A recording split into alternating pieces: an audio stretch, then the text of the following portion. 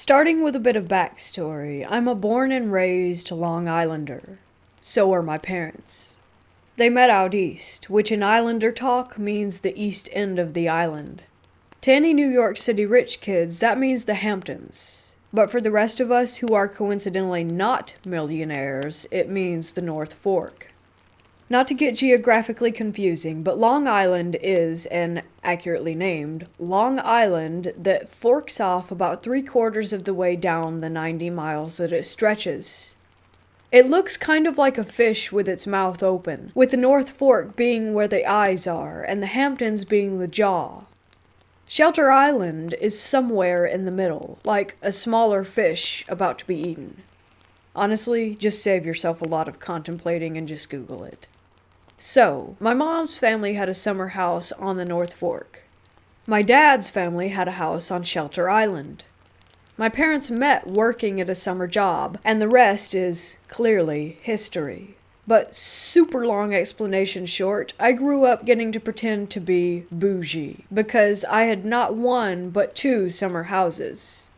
Shelter Island was my favorite place.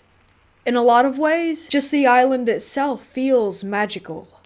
The only access is by ferry, and while traveling there, you feel like you're being transported into a different world. But the picture of Shelter Island in the summer is very different than the winter. In the summer, the population rises to around 20,000 people, but in the winter, no more than 2,000. There are something like 14 students in a graduating class. The people there literally dress up like each other for Halloween. This doesn't necessarily pertain to my encounter, but it's for real creepy and makes me wonder just how involved my encounter could be with the locals. So I was around 12 or 13. I had invited my best friend Lauren to come out with my family that weekend. I was so excited, as it was the first time that Lauren was able to. I remember our bathroom was being renovated, and so the only other bathroom we could use was in the dank, dark basement. That's only connection to the house was by going outside and down the stairs, and then down another set of stairs, and into the basement itself. So it had to have been around 10 o'clock, and we went together to the bathroom to brush our teeth. The moon was almost full, so bright that it provided some light to an island where street lamps were few and far between. If it wasn't for the light of the moon, we probably would have passed the creature altogether without realizing, because out there you can hardly see 2 feet in front of you when it's dark. As we were coming back up the stairs, laughing about something menial, that was when we saw it. It was about 10 feet away with its back to us, lurking near my shed. We both froze, and did that thing where you take a quick breath and hold it involuntarily. That made the creature notice us. Its head whipped around, and his eyes were glowing a kind of blood red. It didn't look angry per se, but rather like a feral dog. Not knowing how to react to these two little girls suddenly observing it. Almost as if not to scare us, he slowly rose up to full size, which I would guess was around 7 feet. The whole time, it never broke eye contact. I felt I could fall into the pits of blood that its eyes were. It was covered in long, shaggy black hair and had legs like that of a beast. After standing there, frozen in horror, for at least a full minute, all the while in the middle of this staring contest, we both regained control of our feet and ran up the stairs, screaming for my parents. We told my dad repeatedly that we had seen a werewolf, and he went out first, and we followed. He quickly dismissed it and went back inside, a bit disgruntled. I could have sworn that I saw a bush nearby to where it had been move. Over the years, I've had many theories, one of which is that the natives who lived on the island before the white man are responsible, as shape-shifting legends are prevalent in indigenous peoples' cultures. However, skinwalkers in native legend usually choose to be so, very unlike the werewolf curse we so know and love. Maybe it's the descendants of the people who stole this land. cursed to turn under the full moon, choosing isolation to protect their secret. For 9 months out of the 12, anyway.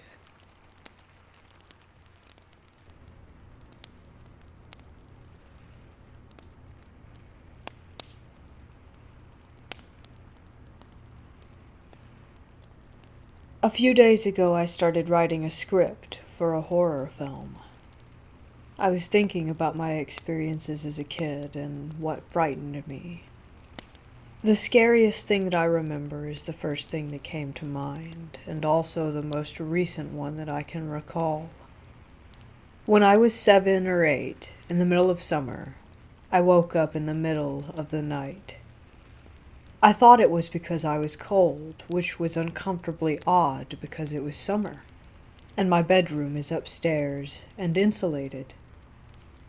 I moved my curtain aside to see if the window was open, but it was closed tight. While I was looking at the window, I noticed a man standing in the street. The street lamp was on his back, so I couldn't see his face, but he was looking toward our house.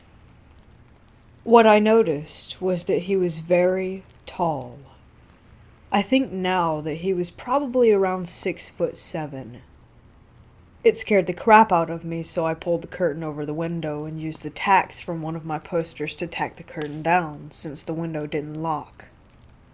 I covered my head with my covers, because I knew that my dad would say it was a nightmare and give me a hug before sending me back to bed. I eventually did fall back asleep, but a few hours later, I woke up again.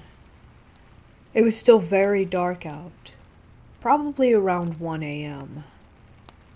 The first thing I noticed was my bedroom door was open, and I always shut my bedroom door because I'm a very private person.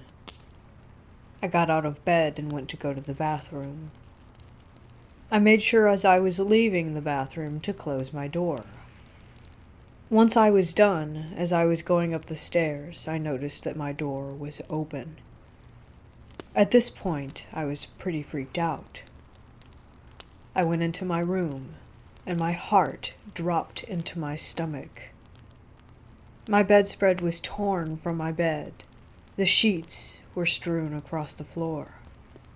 All my pictures and posters were taken off the walls, and the dresser was emptied onto my bed. I went into my sister's room because it was right across the hall. I felt even worse when I did this because she was fast asleep and all the papers had been pulled out of her desk. I woke her up, shaking her as hard as I could. I told her what had happened, and we both ran downstairs to my dad's room. He helped us search the house, but we didn't find anything. Nothing had been taken, and my sister and I's rooms were the only ones that had been trashed. We both slept in the living room for a few days, because it was by my dad's room, but nothing happened, so we went back to life as normal, and eventually forgot about it, until now. We saw something we can't explain. About a year ago, I was out back with my family. It was around 8 and the sun was setting. We lived in a farmhouse in the middle of nowhere. The closest neighbor was far away. Something down in the field kept catching my eye, but I ignored it at first. My sister saw it too and kept looking out towards the trees. She was getting freaked out by it. My mom said to go investigate, so me and my sister started to walk across the field towards the tree line. Big mistake. It's hard for me to describe. This was the most terrifying thing that has ever happened to me. I didn't see it at first, and I didn't understand why my sister was so scared, until we were about 100 yards away, when I saw this creature. Tall, probably around 8 or 9 feet tall. White, humanoid, with an elongated head, and no face. It had long arms and peeked out around the trees. We stopped in our tracks. We couldn't tell what it was. It took a few steps further out of the trees and swayed back and forth at me like a praying mantis. Me and my sister ran screaming back to the house where my mom stood, jaw dropped. She saw it too. I have never been so scared in my life. We grabbed the binoculars and watched this terrifying creature peek in and out of the tree line, spying on us. My grandma thought we all had a wild imagination. The sun was almost gone now, and it was getting really dark, and the darker it got, the more the thing moved. Back and forth along the trees. It was terrifying, so we went in for the night and locked everything up tight. I couldn't sleep that night. I was hearing scratching on the roof, and at one point a very loud bang and various noises coming from the barn. I was very afraid that I would wake up to my animals missing. The next morning, my grandma asked if we had heard the loud bang outside that night. She ended up taking my grandpa with her on her morning walk. I have no idea what it was, and it haunts me to this day.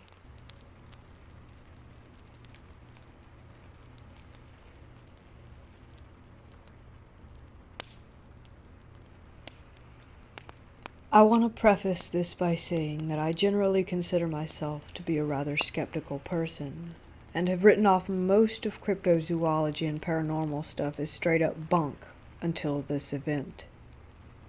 I try to see if there's a realistic reasoning behind most encounters and stories, if that makes sense. Now, let's get to the meat and potatoes of this story. It was the late summer of 2005 in Northeast Ohio. I was heading into my junior year of high school. I was spending the night over at my best friend's house, and we decided for the hell of it to just go crash outside for the night, with just sleeping bags. It was a peaceful enough evening. The weather was nice, balmy, kind of warm, and the air rang with the pleasant symphony of crickets and far-off spring peepers. Skies couldn't have been more clear, as it was that special sort of feeling in the air where you were far enough away from the last time it rained that the air didn't feel heavy anymore, and actually felt inviting instead of humid and miserable. This was as close to a picturesque summer evening as you could get. Everything was blanketed in the dark blue elegance of the evening light. Falling asleep was easy enough. This was a year that mosquitoes were remarkably in pretty low numbers, making sleeping unprotected with just a sleeping bag simple for once. Eventually, as bad luck would have it, I had to answer the call of nature, so I was roused from sleep to do so. My buddy's yard was a fairly large-sized one with an area of woods bordering most of it. After finishing, I staggered back over to my sleeping bag and noticed that my friend was not in his. We were staged a few feet apart in case a bear came and got someone in the middle of the night or something. It would leave enough time for the other one to run to safety. You know, bro stuff. In any case, I catch him in my peripheral vision just kind of standing along the side of a shed that was in his yard. I wasn't kidding when I said that this night was picturesque. The sky was so unnaturally clear that the starlight and what little of the crescent moon we had left led to quite a bit of light despite being in the dead of the night itself. However, the area where we chose to pee, with the shed included, happened to be nestled along the part of the yard that was the thickest with trees, leading to a large portion of the yard still being under heavy shadow. Kind of funny to think about, isn't it? Having a well-defined area of shade in the dead of night when you expect everything to be dark. Oh, have I mentioned that at this point it was also suspiciously quiet? The idyllic chirping of the frogs and crickets that had earlier ushered me to sleep was now nowhere to be heard. I hadn't realized it when I first woke up to do my business, but it was quiet the whole time since I had woken up. Honestly, the fact that it was so quiet may have been why I woke up in the first place, on top of answering nature's call. Focusing my attention back on my friend, I'm noticing that he's still standing by the shed. He was around the corner away from me, so I had to approach him from behind, and thankfully it seemed he was going to be done using the bathroom. And thankfully it seemed he was done going to the bathroom, as his pants were up. "Hey, what are you doing just standing around there?" I ask as I circle around and approach to his left. I didn't even need to wait for an answer before I immediately saw what had him frozen. Roughly about 30 feet away, hidden among the thickest area of forest in the yard, way back behind the shed, it stood. I'm not the greatest with words, so please bear with me as I try my best to describe what befell my eyes. This creature was perhaps a few inches taller than myself, and I was 6 foot at the time. However, that's where the similarities end. It stood on 2 legs with a hunched posture, as it appeared to have had its shoulders raised up with its head leaning slightly forward. It had arms, but the forearms were a bit longer than the upper arms, culminating into sickly-looking hands ending in long points, almost like claws. Though bathed in starlight and shadow, I could discern the skin of the beast was about a dark blue, dark grayish color. The head itself was mostly obscured by the shadows, but retained a general humanoid appearance. I couldn't make out a mouth or a jaw. But the most unnerving thing about it was that its eyes glowed red. Well, perhaps glowed is a bit of a sensationalist term. It actually looked more like the red eye effect from old photos. However, it definitely illuminated the area immediately around the eye sockets. So perhaps illuminate is the better term. This creature was so sickeningly frail and thin in build that there was no way it could have been a neighbor fucking with us, as it didn't even seem physically possible for something so thin to even be able to support weight on such a frame. And then it started moving. At this point, my fight-or-flight response told me to go screw myself, and I stood frozen in fear, just like my friend. The beast, already a horrific bastardization of the human form, now grotesquely bobbed its body up and down, as if attempting to take off in flight. I didn't notice it before, but there appeared to be a sort of cape behind its back. Though I say cape, it appeared to be of a ragged, fleshy texture, as if the skin on its back was flayed off and was dragging behind its arms. This sickening flesh cape waved with each flap of its arms, giving the illusion of wings. But that wasn't even the worst part. It emitted a noise. This wasn't a growl or a roar or even a scream. The sound it made was akin to a raspy inhale, like someone deeply out of breath. However, it still wasn't quite like that. There was like a sort of reverb to its breathing.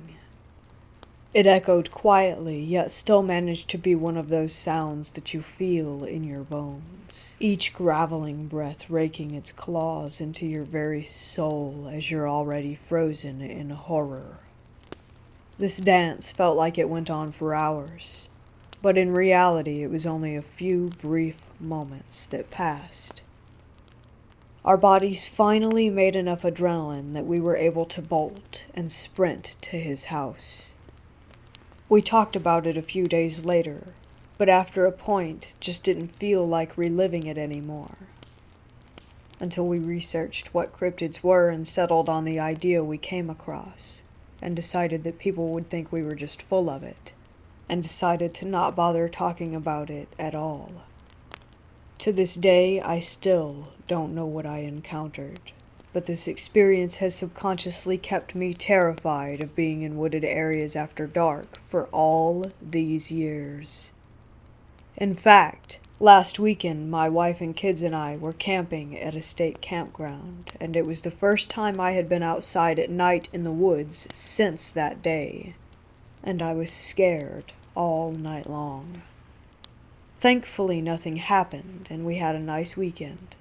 But it's crazy that this experience has affected me for so long. My wife was the only other person I shared this experience with, and at first she laughed it off, thinking I was kidding, until she saw how solemn that I got when I talked about it, and could see that it clearly was not a joke to me. She then confided in me that she's experienced her own paranormal things. So that's fun too. Superficially, I would say it resembled what people have described as the Mothman, but I never actually saw it take flight, and the eyes didn't glow nearly as bright as reports made it out to be. Also, the wings only looked like wings when it was flapping its arms, and I doubt that it could have actually flown with those raggedy skin flaps.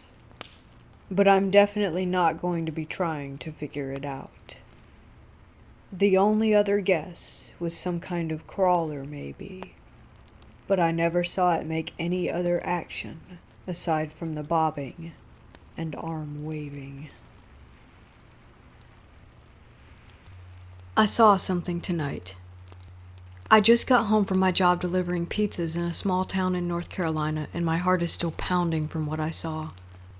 I just started recently, and this is my first night shift. I hope it was my last. I was going back to the store after a delivery, a little after 9 p.m., when I saw it riding towards me on a bicycle. It looked like a person for the most part, but it was wearing one of those blank plastic Halloween masks like you can get at any store. The mask had a wavy line from the top left, wearer's right, to the bottom right, which separated the mask into a purple half and an orange half. I couldn't tell what it was wearing because it was too dark and the clothes were black. Out of the top of the mask, there was something that could have been hair, but it seemed too strange to me. The hair was at least a foot tall on its own, and the only way I can describe it is as a plant of some sort. It looked like a bunch of tangled branches and vines all sprouting from the thing's head. It was doing a wheel stand all the way down the street toward me without losing an iota of balance. The thing that really tipped me off that it wasn't human, though, was the aura it gave. I couldn't stop looking at it for more than a second. It drew my eyes almost magnetically, and every second I did look at it, the more terrified I felt. It wasn't just my natural reaction of fear, either. This was powerful and evil. My head started pounding. I was screaming involuntarily, and tears welled up in my eyes. I was about to make a turn when I saw it coming toward me, and as soon as I completed the turn, barely able to look at where I was going, the thing disappeared. I turned around to look back down the street I was just on, and it was gone. I was still extremely rattled, panting and whining like a dog, but I knew I had to make it back to the store. I made a slight left onto the long avenue where my store is located when I saw it riding toward me again, still doing a wheel stand. It started out on my right, but rode around me to get on my left as I proceeded toward the store. I was trying my best to outrun it, but it was keeping up with me exactly until it suddenly jumped off the bike onto the sidewalk and caught it without effort. I was still screaming and tearlessly crying this whole time, but I whipped my truck into the store lot, hoping it meant safety. To my horror, I saw a bicycle, not belonging to anyone in the store, leaned up against the wall directly in front of my parking spot. I looked across the street to where I had seen the thing hit the ground and saw that nothing was there. I hesitated to even leave my truck, but I had to complete my shift, so I went inside with my guard up as much as it could be considering how terrified I was. My coworkers were all fine, but there were no customers in the store. That's not unusual considering the time of night, but that meant that the bicycle's owner was MIA. I rubbed my face for a few moments in front of a fan and grabbed my next delivery. I exited the store to discover the bicycle was gone, even though I hadn't noticed anyone move it. I worked the rest of my shift until 10 and didn't see the thing again. That's not to say that there was nothing out of the ordinary, but the bike stalker was gone at least. The whole way home, I was unnaturally paranoid. Around every curve and corner, I feared it would be standing in the road waiting for me. I could see it in my head. The vision I had of it standing on a certain bridge on my way home felt so real that I nearly drove into the creek. I'm home now, in what I hope is safety, but I'm definitely still on edge. I've seen a lot of things in my 20 years, but I have never experienced anything like that.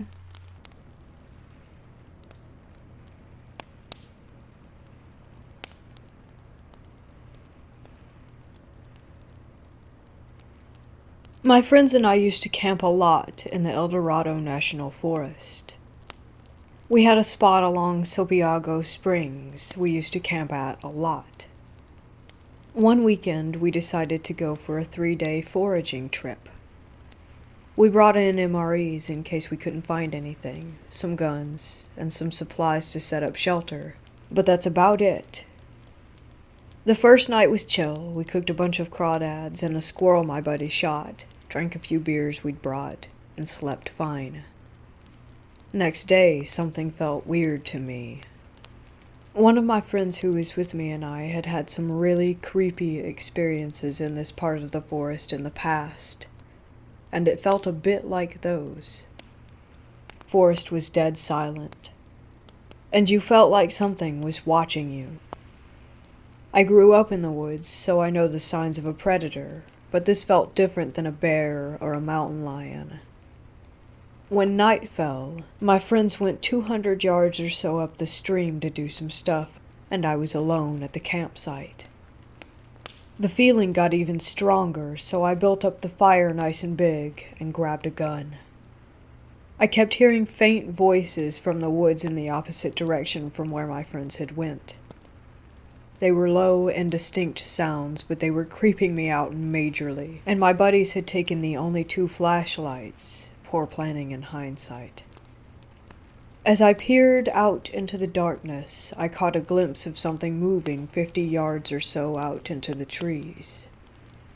I snapped the rifle to my shoulder and got the scope on it.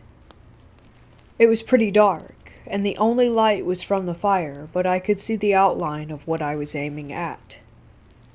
It looked human, but was on all 4s, and its arms seemed a lot longer than they should have been.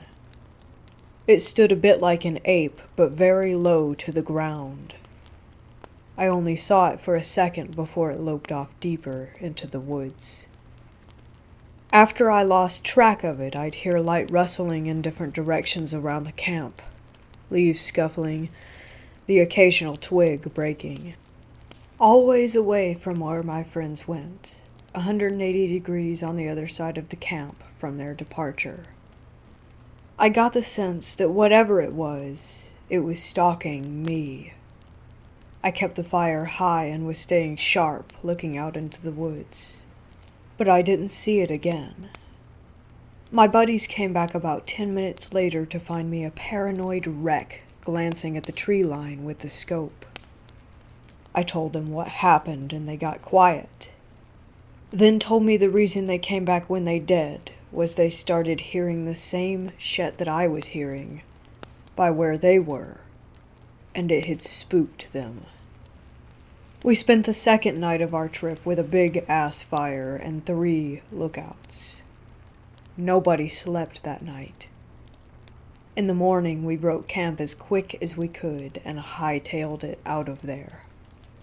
We never camped in that spot again. Creepy camping experience. So, last summer, my then-boyfriend, now fiancé, had planned a trip to go visit Hocking Hills, Ohio for a weekend to get away. We both love camping and being away from the craziness that is our lives. So we rented a really cool cabin. If you're familiar with the area, it's set way back, but it's 2 stories, full bathroom, kitchen, living room with TV, Wi-Fi, massage chairs, LOL, etc., and cannot forget the hot tub. So one evening, after a long day of hiking and then celebrating with drinking and eating, we decided to hop in the hot tub. It was getting dark, so we decided just a quick relaxation session and then right back to inside. About 5 minutes into us being in the hot tub, I heard a noise. The way most of the hot tubs sit is facing the woods. Like 3 sides are woods, then one side faces the cabin you stay in. So I heard a crack of a branch, and to my man I kind of froze and looked at him. He laughed a little and said, must be a small animal. I let it go. But very shortly after, these noises started to get closer, and whatever it was started to make a weird crying noise. Kind of sounded like a dying coyote mixed with a snarling dog. It was so weird. It was far away at first, then it got closer and closer and closer. The only reason I knew I should worry was because my guy was not okay about it. Usually he's relaxed, cool, calm, and collected. It sounded like it went from the ground far away to being high up in a tree and right the fuck behind us on the ground. Whatever it was snapped a branch behind my right side. The door to inside was just 3 feet away from the hot tub, so my guy looked at me and quietly said, "Get the fuck inside." I know we were far set back in the woods. It's Hocking Hills. We're close enough to Athens to maybe run across bobcats. But it was so strange and odd. It was like whatever it was smarter than us and tried to sneak up on us. I'm sure it was an animal of some sort. But that was the first and only time that my fiancé has said that's the only phenomenon that I cannot rationally explain. It genuinely scared the absolute fuck out of him. Mostly just because of the sounds. We both grew up in rural areas for part of our lives, and I lived on a rural farm for a few years. And none of these noises were natural to either of us. If anyone has any opinions on what that creature could be, please let me know. The next day we had to check out, so as he was doing so, I decided to explore the little river that was about half a mile away from the checkout center. I videoed all of it because it was beautiful. But as I got closer to the water, there was a bark/growl that came from underneath a rocky area. I immediately booked it because, it was probably a giant-ass frog.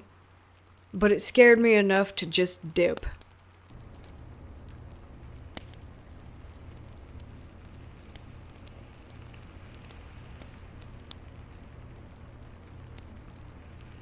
I get sleep paralysis, and it's always the same thing. A pair of young twins would appear. One was in a little dress and pigtails, the other with suspenders and slacks.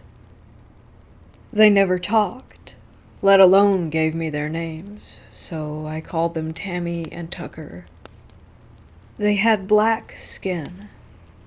Not like African American skin, but black as the night, barely more than a living shadow, with yellow eyes that flickered.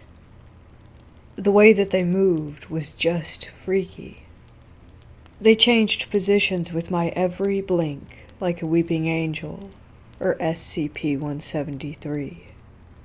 For the first hour, or 5 blinks after I woke up, there was nothing but the darkness of my room. Then my vision would get slightly lighter, like I had an invisible nightlight that just lit up my whole room.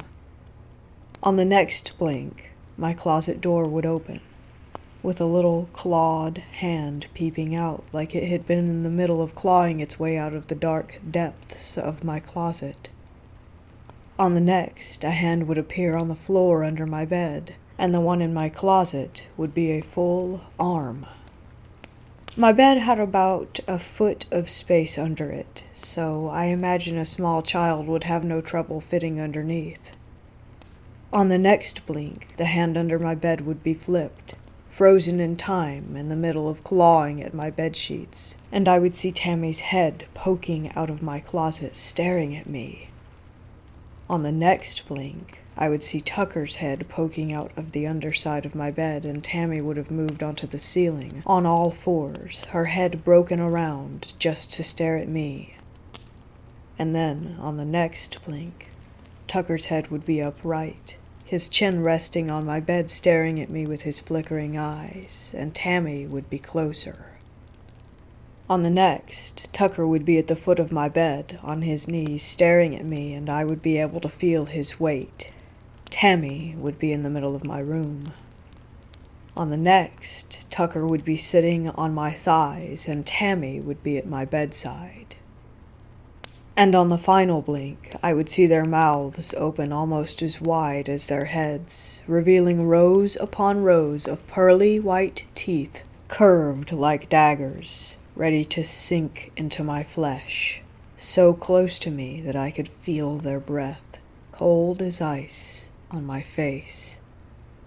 Then, with the last blink, they would be gone. No traces of them left, except for the bruises that appeared on my legs the following morning. One of the many reasons I would have trouble falling asleep is that once the paralysis started, my eyes wouldn't allow me to surpass the amount of time that the twins wanted me for, and I couldn't just rapidly blink for them to go away. It was as though my eyes were being held open against my will. Once the paralysis wore off, about 4 blinks after the twins left, I wouldn't be able to make a sound until I drifted off to sleep.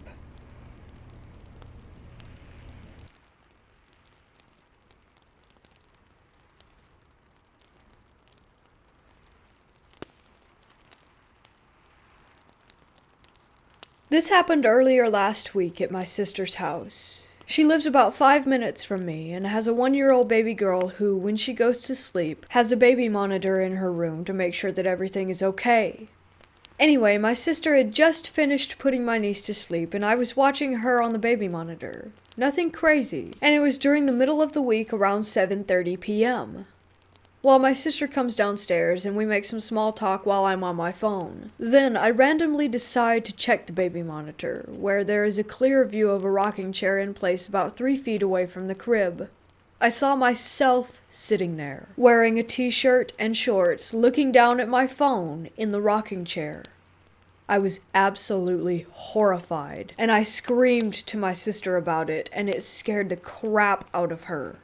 I had never seen anything like it in my life, and I didn't know how to react. When I looked up and she came rushing over to check the monitor, I was gone. Nothing. Just my niece sleeping in her crib in the dark. The rocking chair, totally empty. Obviously, we had to go and check on her, and I was terrified, and my sister had a bat, but no one was there but her. Nothing was out of place. I wasn't wearing what I had on that night, though. I was clearly wearing a white t-shirt and gym shorts with Nikes on. I had my glasses on and you could see the bright cell phone screen in the dark as I hunched over to look at it. I never looked at the camera but could tell that it was me, and I have not been able to sleep much since then. I can't get that picture out of my head, and the baby monitor doesn't record video, or else I would have gone back and looked. It's probably the craziest thing to ever happen to me in my life. I was not high or drunk or anything like that. It was a normal weekday after work.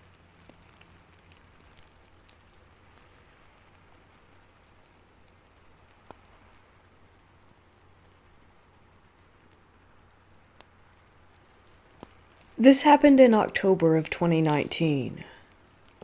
So it was a weekend, and I figured it would be a good idea to get out of town for the day and introduce my girlfriend to my mom for the first time. She lives out on the plains on 40 acres. The house and land are 1/4 of a mile off the road into the field, with our long driveway dividing the land of 2 neighbors. We arrived around noon, and my brother and his wife also happened to be out there visiting that day, so I introduced the girlfriend to everyone, and the dogs. I noticed that the loudest and most obnoxious dog, the beagle, didn't come to greet us, and my mom explained that the previous night she went to grab something from the truck, and on her way in the dog had darted out the door and ran off into the field, and still hadn't come back. This isn't all that uncommon for a dog to run off in the night and come back a couple of days later. Later that day, my mom recalls that her and my nieces were woken up around 1 a.m. to all the dogs howling and barking non-stop, just going nuts. Eventually they stop, and everyone gets to go back to sleep. We continue to have a nice quiet day out in the middle of nowhere for a few more hours, when we notice that this hawk has been flying around the same spot all day in the field. So my brother and his wife go to check it out, while I mess around doing something else. A few minutes later, my brother comes back and tells me he found the missing beagle, but something is wrong. I should go check it out before telling my mom. I follow my brother out into the field, expecting to find a dead dog. As we were walking, I see a spot of blood and think it was probably coyotes. He shows me a trail of blood that leads to a larger puddle and another trail. The dog seems to have been drug around some. The trail led to an area in the field where the dog lay. As soon as I saw the dog, something looked wrong about the scene. All the plants around him were trampled, and something looked different about him. I took a few more steps, and I realized that he was missing skin. This wasn't just a few bits missing from a fight or birds picking at him. The only fur or skin left on him was his head, tail, and paws, with very distinguished straight lines where he had been skinned. Some sick fuck had killed, skinned, and taken the pelt of our dog in the middle of the night, only a couple of 100 feet from the front door. Of course we called the cops. They took 2 hours to arrive. They took pictures. We looked around the area and noticed tire tracks, but we couldn't tell how old they were. We also found a pile of horse shit that looked pretty fresh close by. Did whoever did this ride a horse out there? To this day, the cops have never followed up with anything, and nothing else has happened. Nature cams were installed and fences have been mended so dogs can't get out, but we still have no idea who did it.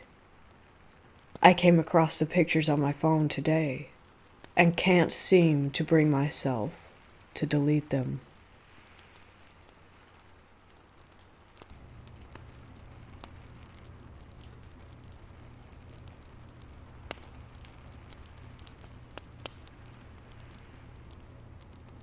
I used to live on a large property with a lake, 29 acres of land and heavily forested. I was playing. I was about 11 or 12 at the time, outside by myself right after the sun had set. I believe this was in the fall, so there were barely any lights to see outside, maybe except for a light on the house about 50 feet away from the swing set that I was on. Behind the swing set were really tall trees. Not many new or sapling trees were anywhere near.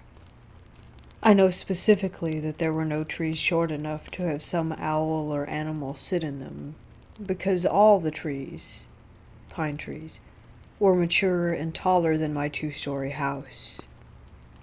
My mom came out to tell me that dinner was almost ready. When she did this, she turned on the outside light on the back porch, illuminating the area so I could see. I was still on the swing set at the time. I start to get up and I turn around, I think to find my flip-flops, when I see 2 bright eyes reflecting the light of the outside light looking at me from about 20 feet away. The eyes were well above any average human size, about 7.5 feet off of the ground, and they were large. I stopped, stunned and really scared.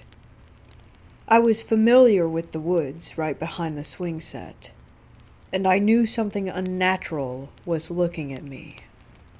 I couldn't see the body, but the eyes looked at me and I tried to get an understanding. And I thought of something massive and humanoid. Bigfoot. Remind you that no animal could have levitated on that spot longer than 5 seconds. Even then, there were no perches or anything there to suspect critters. So to end my experience, I ran inside, locked all the doors, and couldn't think straight for the next couple of days. Let's just say I never played outside on that swing set after sunset ever again. I still think about this, and it chills me.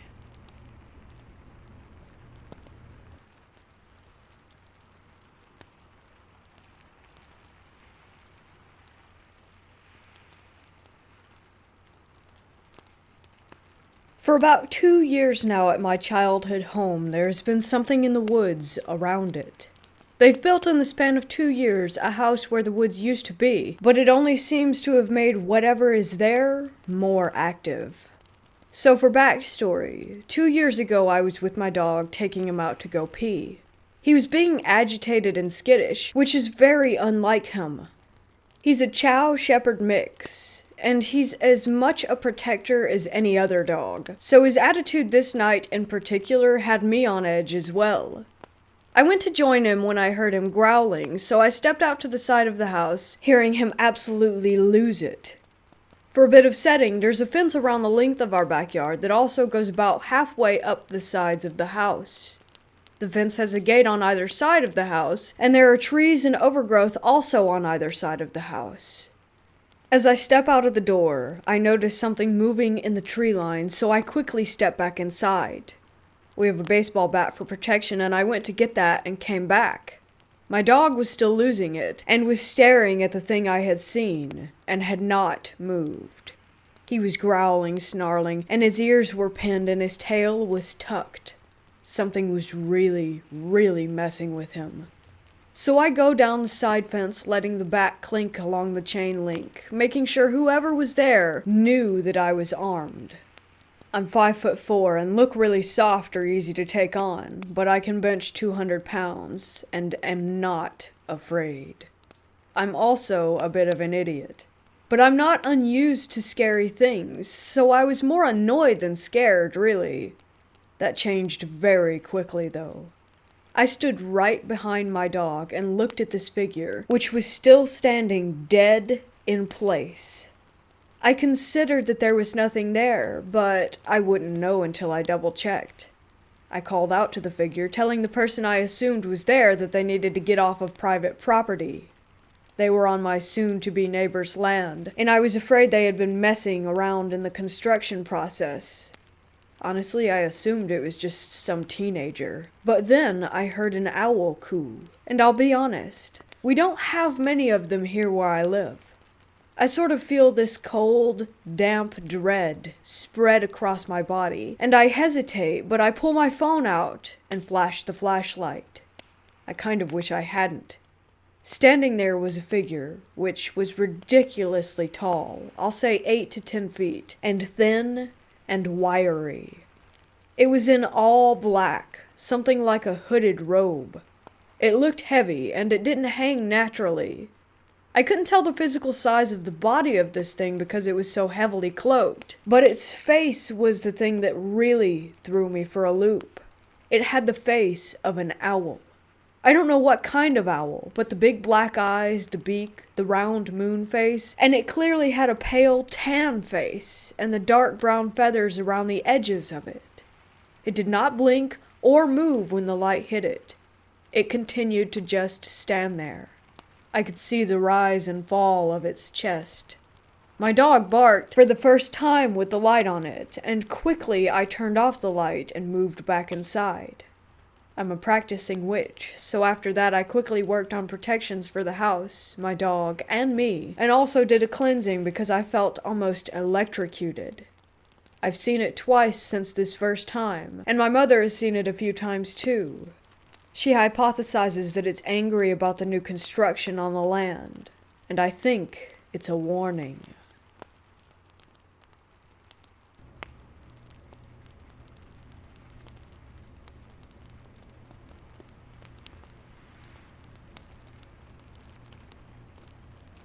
I work on oil rigs.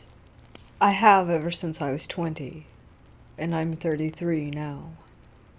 In 2007, I was working for Nomad Drilling. They have since sold out to Patterson, and we were drilling in the Haynesville for natural gas. Anyone who works on rigs knows that the work can take you way off the beaten path from what normal civilization is used to. Some places you're on ranch roads for an hour before you reach the location, and others you're driving on roads canopied by trees in the backwoods of Louisiana. This happened to me in the latter. We were rigging down after finishing a well, and we were on our last night of the 7-day hitch. About halfway through our 12-hour tower. We had pretty much finished, and were making sure everything was tied down securely for the rig move. We killed the light plants, and the driller let us knock off early. This area was accessible outside Houghton, Louisiana, and the lease was actually on the back of the Barksdale AF base, but we had to leave the way we came in. Driving home at 2 a.m. seemed pretty normal at first, and I made it to the blacktop with no issues. The blacktop was still canopied by trees, and other than the lights from my truck, everything was pitch black. Out of nowhere, still basically in the middle of nowhere, this thing appears almost close enough to get hit on my driver's side. Okay, weird. But even more strange, he was leaning at what I swear was an impossible angle for someone to not tip over. Its hands were stretched, reaching towards my truck, and what I could see of the face was morbid and twisted. The hairs on the back of my neck raised, and I gasped it to speed back closer to society. It was about a 2-hour drive home, and I felt off for the rest of the trip. More oddly, I was working over on a separate occasion with one of the crews that work when I'm home, and another hand was talking about a very similar, if not identical, experience. I don't know who or what I saw, and the face could have been a blur from relative distance, speed, and the time I actually saw them.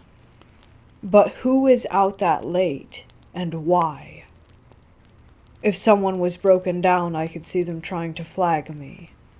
But this didn't seem to be the case here.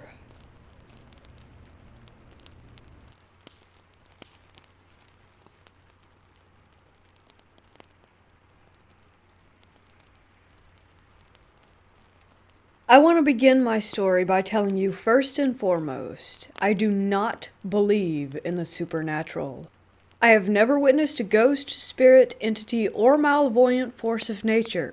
I have never encountered a poltergeist, demon, or an angel. I am not here to state the validity of anyone else's experiences, only my own. I do, however, believe in things that are good and things that are evil. Is it supernatural? I'm not here to prove that one way or the other. My story begins when I was 20 years old. I was in college, and like most college students, I was rebellious, wild, and carefree. I was eager to obtain a part-time job. I wanted my own spending money. And coming from a very small community with very little businesses, I was pretty much out of luck. My sister, who is 7 years older than me, was newly married with a baby, my nephew, and she worked at our hospital, the only hospital in our hometown. She was an RN, and trying to establish a good foundation of employment, so she had to take swing shifts before she could set her own hours. Her husband was working the night shift, so they needed someone to care for my nephew on the weekends. I jumped at the opportunity because I loved my nephew and I was good with him. He knew me and was a joy as a baby. I wasn't very popular in college and had very few friends, so having something to do on the weekends brightened my mood somewhat. I started keeping my nephew on the following weekend. It was Friday, February 2nd, 1990. I had just put my nephew to bed and had myself a beer and a cigarette out on the back porch of my sister's home. Yes, I was smoking and had one beer. Get over it. It was the 90s, for pity's sake. There were no cell phones, computer with internet games, or chatting, so when I say it was quiet, it was very quiet. They lived on Highway 322 outside of Clarksdale, Mississippi, and there were not many homes on this road at the time, and also very little traffic. I was reading a book, but halfway through the chapter I was reading, you could have heard a pin drop. The crickets stopped chirping. The wind literally stopped blowing. The mockingbird that I heard calling was silent, and the air suddenly felt so heavy that it became very difficult to breathe. I got up, opened the door to step outside down the steps, and as I'm frantically looking around trying to figure out what the heck is happening, the transformer next to the house explodes. Both streetlights go out, and I can smell burning rubber and plastic. I jumped so badly that I felt my heart catch in my throat, and the sound was deafening with sparks flying everywhere, looking almost like fireworks on the 4th of July. I couldn't hear the monitor to my nephew's room anymore. I realized the power had gone out in the house. That's when I rushed in to make sure he was still sleeping and not freaking out in the pitch black of night. He was perfectly safe, still sleeping peacefully and totally unaware of my miniature meltdown. Just as I was leaving his bedroom, I heard a noise that I still have no explanation for. The sound was a close relation to that of a child crying or a woman screaming. Now believe me when I tell you, I am a country girl, lived in the country most of my life, and I know what a panther sounds like. I've heard it many times. But this was nothing like that. It even resembled the sound of a dying cat, or any animal that may be close to death. Incoherent whimpering, a slight cackle here and there, and then silence. The sound sent a chill right up my spine, making me feel lightheaded and weak. I do not scare easily. I consider myself brave and rational, but all of that departed, leaving me feeling dizzy and nauseous. The sound was not coming from inside the house, but outside, close to the porch, right where I had been sitting. I knew this because I left the screen door open, and standing there motionless looking out the door, I knew it was out there somewhere. I waited a few moments, then I reached for my sister's baseball bat that she kept next to the door. She wasn't a fan of guns or knives, and neither was I, but that bat brought no comfort knowing I would have to get as close as possible to this thing in order to hit it with any amount of force. Trying to find the courage to walk out that door, believing it was only an animal brought no solace to me, but I'm tough, and I would do whatever it took to protect my nephew and myself. I stepped out onto the porch and heard nothing. I grabbed the flashlight hanging next to the porch door, clicked it on, and proceeded to look around. I slowly advanced toward the outside of the door, opened it, and walked slowly, very cautiously down the steps. My heart is pounding, and the only sound I hear is the air leaving and entering my lungs. I feel dizzy and start sweating from fear and adrenaline pumping through me like wildfire. Behind my sister's house, there's nothing but wooded forest and empty fields. Being February, there isn't much going on in the farming community. I make my way to the edge of the field and I hear it again. That dying animal sound. A screech, and then what I can only describe as tearing flesh, or perhaps paper. I have no idea at this point what I'm hearing.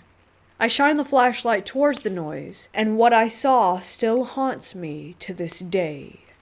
There were glowing red eyes staring right back at me, and in that instant I knew that it wasn't any kind of animal that I had ever heard, seen, or known about. Animal eyes do not glow red when you point a light at them. They're either orange or bright yellow, almost white. Just as I'm about to take a step back, a rush of wind blows past me and I see wings. Yes, wings. These wings are at least 50 to 60 feet in width, far too big for an owl, buzzard, or any other type of bird in that area. When it opened up its wings, the rush of wind almost knocked me off my feet. It had the body of a man and the eyes of a demon, and was enveloped in jet black. I stood there shaking, trying to rationalize what I was looking at, and not believing 1 minute of it. My hands began to tremble, and I felt as though I was about to faint. It stood up, and with one quick whoosh, it shot up in the air and then out of sight. My mind raced. What did I just see? What just happened? What was that thing? The moon was out that night, so I saw it shoot straight up and disappear quick and almost with no sound at all. I'm not sure how familiar you are with the area in which I live, but on that very night, the Parker family was brutally murdered, not an hour after I had seen whatever it was that I witnessed. A family of 4 had come home, walked in on 4 burglars, and were tied up, raped, sodomized, and burned alive. Their house was burned to the ground, and the 4 men who committed this heinous act are still thriving. The justice system in this area rarely sees true justice. After that night, I started researching possibilities on what I had seen, and each time my research led me back to none other than the Mothman. The folklore that surrounds this creature is a sign, an omen of things to come, a tragedy.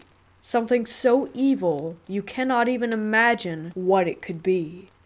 This is the first time I have ever shared this, typed it out, trying to remember the little details, and I'm still convinced that what I saw that night was the angel of death, Mothman, Lucifer himself. Who knows? But I do know what I saw, and I believe with my whole heart that entity was a prelude to the unimaginable crime being committed that night.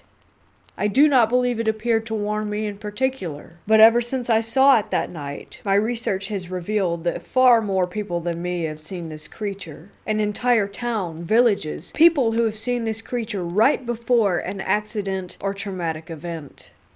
Again, I do not believe in the supernatural, but I do believe in evil, and what I saw that night was the epitome of pure evil. I could feel it, smell it, and almost taste it. It exuded evil to the extent that I was almost taken over by it, making me feel so physically ill that I could not shake it off. The next morning when I learned of the murders, which incidentally were only about half a mile from my sister's house, I had that same feeling. Dread, nausea, and a burning in my stomach. I had to run to the bathroom to throw up. It made me so violently ill. I'm sure many will tell me that what I saw was nothing more than some rare bird or something that can be logically explained. But I know in my gut, my heart, and my soul what I saw. It was not of this world, and quite frankly, I never want to see it again.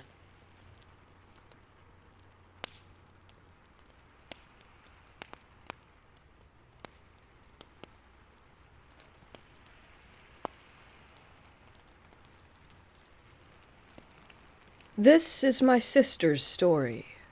It happened when she must have been about 16. She's 22 this year. We live in Queensland, Australia, and this happened at my grandmother's house. Her land is quite big. There's about 7 acres for the area, considering that this happened right in the middle of a very well-populated suburb. Her house is right next to the school that my sister went to, like jump the fence next to. There are 3 houses on my grandma's street. I put street in quotations because it's basically just one giant driveway that my grandma lives at the end of. The neighbor's backyard is visible through some light trees at my grandma's front yard. The reason I explain this is because from reading a lot of skinwalker stories, this doesn't seem like the typical setting. It must have been about 8 p.m. during winter in Australia, so it was pretty dark. She was dog-sitting my grandma's 2 very little dogs, Ruby and Crystal, for the weekend. She let them out to go to the toilet and kept an eye on them because they get distracted pretty easily. She called the dogs, and only Crystal came running to the door. There's a dim light that illuminates the porch, but not her yard. She could barely see Ruby, but she was just sitting there, staring at her.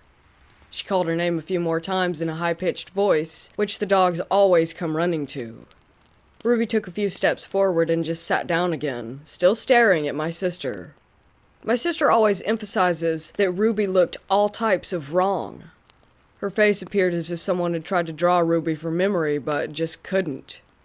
She explains that it looked like a human crawling, but as if they were a dog. My sister was super freaked out. She noticed that she couldn't see or hear Ruby anywhere. She closed the door and ran into the room where both of the dogs had been sitting and where she was watching TV.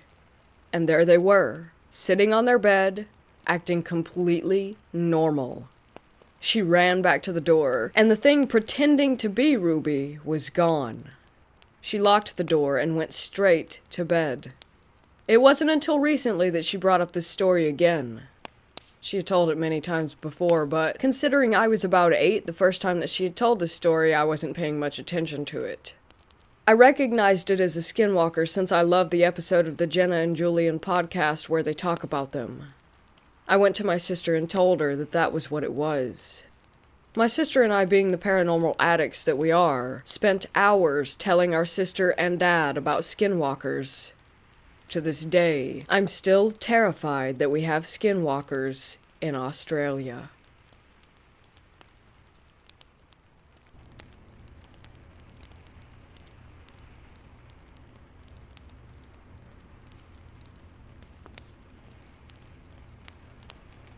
My fiancé first encountered this thing in 2013.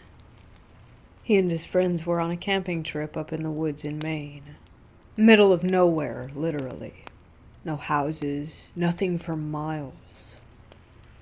They had a small fire going, but due to the rain it was hard to keep it going. They kept hearing something trying to creep up on them. It was kind of noisy and sounded big, but was only on 2 feet. They started throwing rocks in the direction where they heard the footsteps coming from, and suddenly this thing let out a blood-curdling scream. Nothing any of them had ever heard before. He describes it as something that sounds like a fox, but slightly more human. It went crashing through the woods super clumsily, but kept trying to come back. They had to fend it off for most of the night. The second encounter was about 1.5 years later. He was out on a solo camping trip in Vermont since that was something that he enjoyed. He heard the exact same blood-curdling scream that he had heard the first time. He was just sitting alone in the dark, looking at the stars with no fire or anything, when suddenly he heard the scream again. He quickly packed everything up and just went home. No hesitation. The third time was tonight. He was supposed to go out to my car to grab us a couple bottles of water when he heard the voices. Due to us recently having someone coming onto our property and stealing from our landlords, he went to investigate. He calls me and tells me to let the dog out. As he was sneaking around, the voices turned into a snarling sound.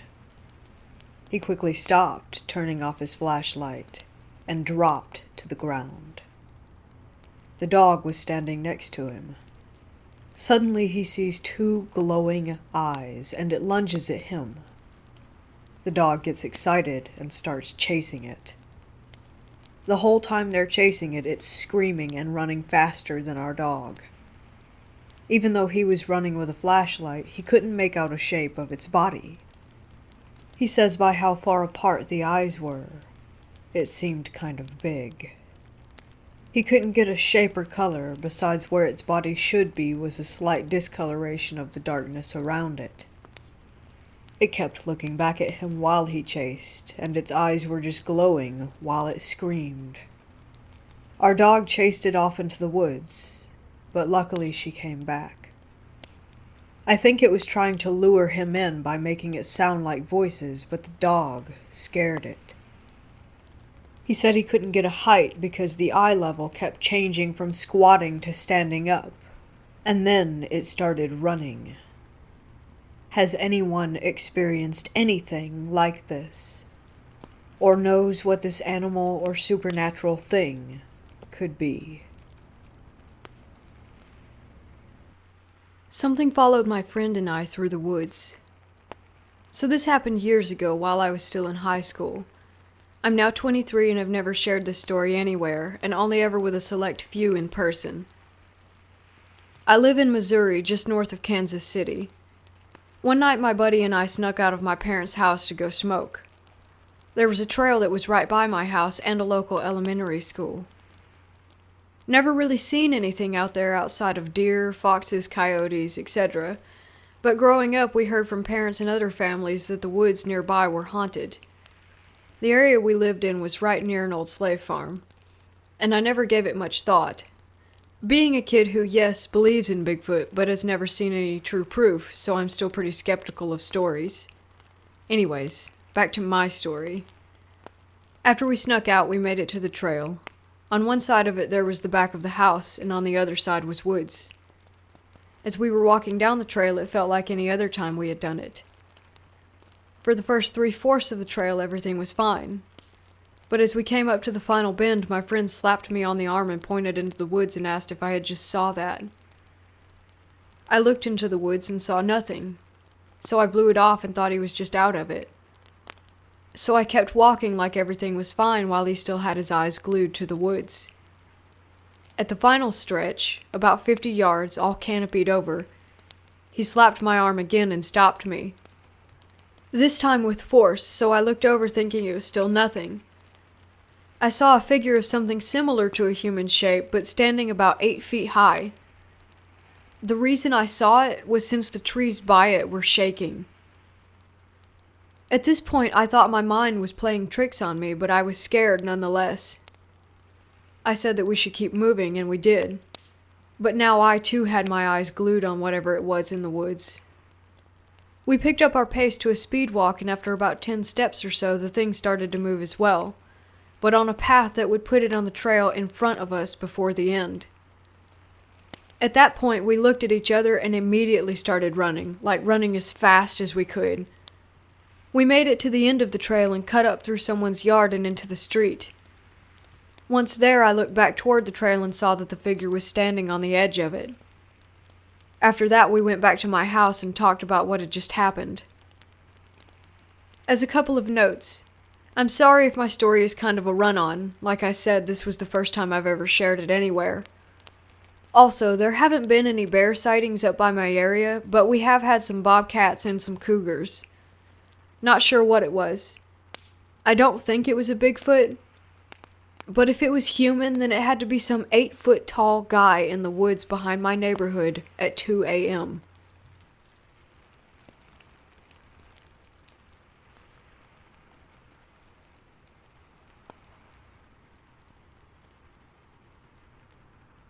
It was late summer, and my mom and I had decided that we should go out for a little spontaneous hike.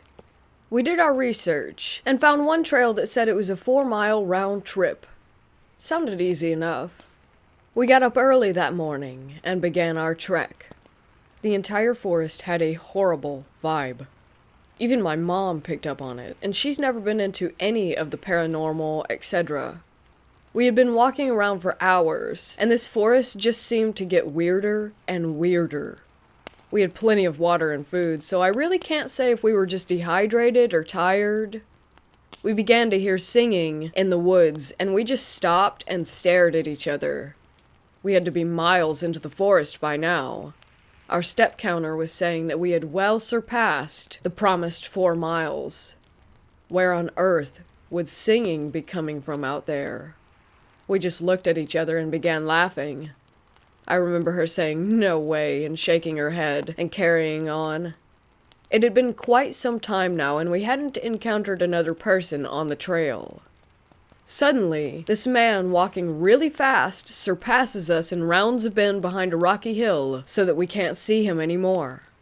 He said no words, just came up behind us and darted by. Again, me and my mom laughed and envied his athleticism until we rounded the bend ourselves to find that he was completely gone, out of sight. The path after that bend was fairly straight, and you can see far ahead of you, so there's absolutely no way he would have been able to clear that area that fast. This time my mom stops and says, "You gotta be kidding me." were thoroughly freaked out after this. Eventually, we reached the peak, and after walking that long, you'd think that someone would probably want to stay there for a while and enjoy the view. Well, we pretty much got to the top, looked, and then left. We never discussed it, but I could tell that we were both uncomfortable and just wanted to leave. We were maybe halfway back through the trail, and the sun was beginning to set. We were moving fast. Our step counter said that we had hiked 10 miles compared to the 4 that we had initially expected.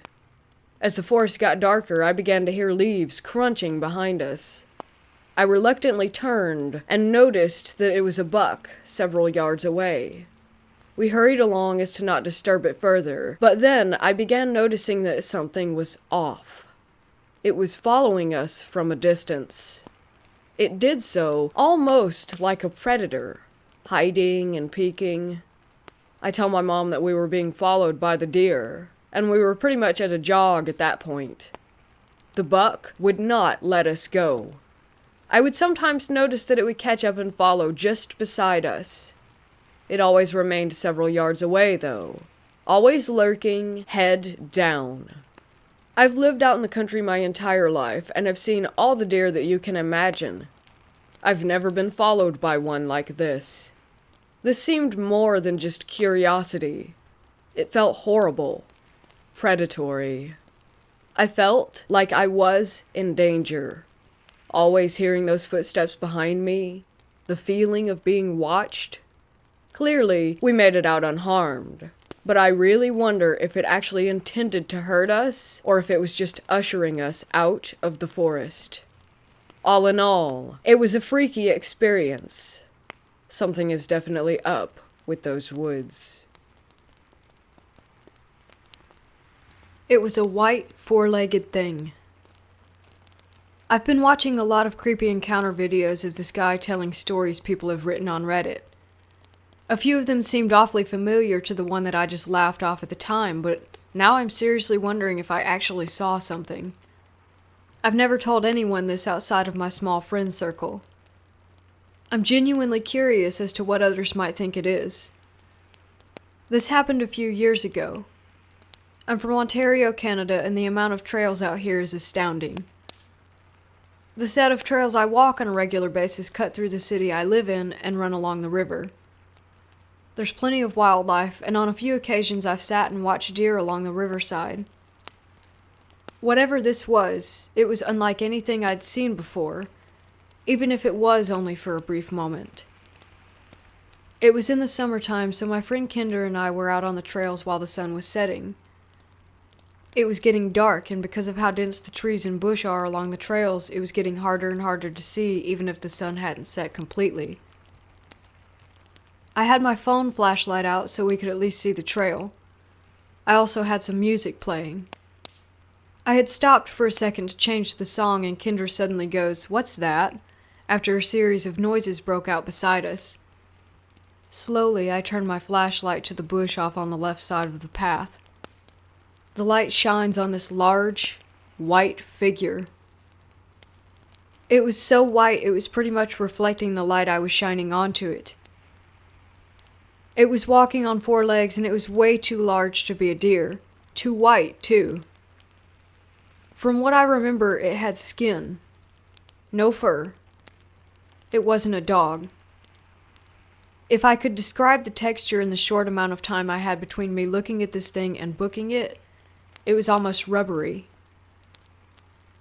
This was all I could take in before it ran off in the opposite direction of where we were looking.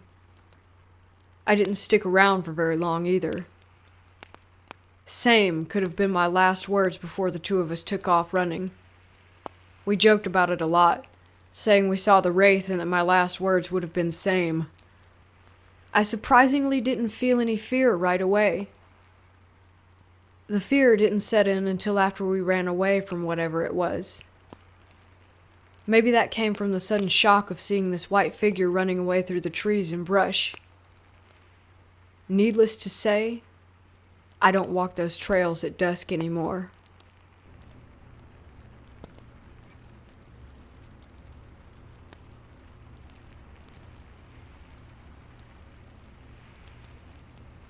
A few years back, I had gone out with some friends to the mountains for a camping trip.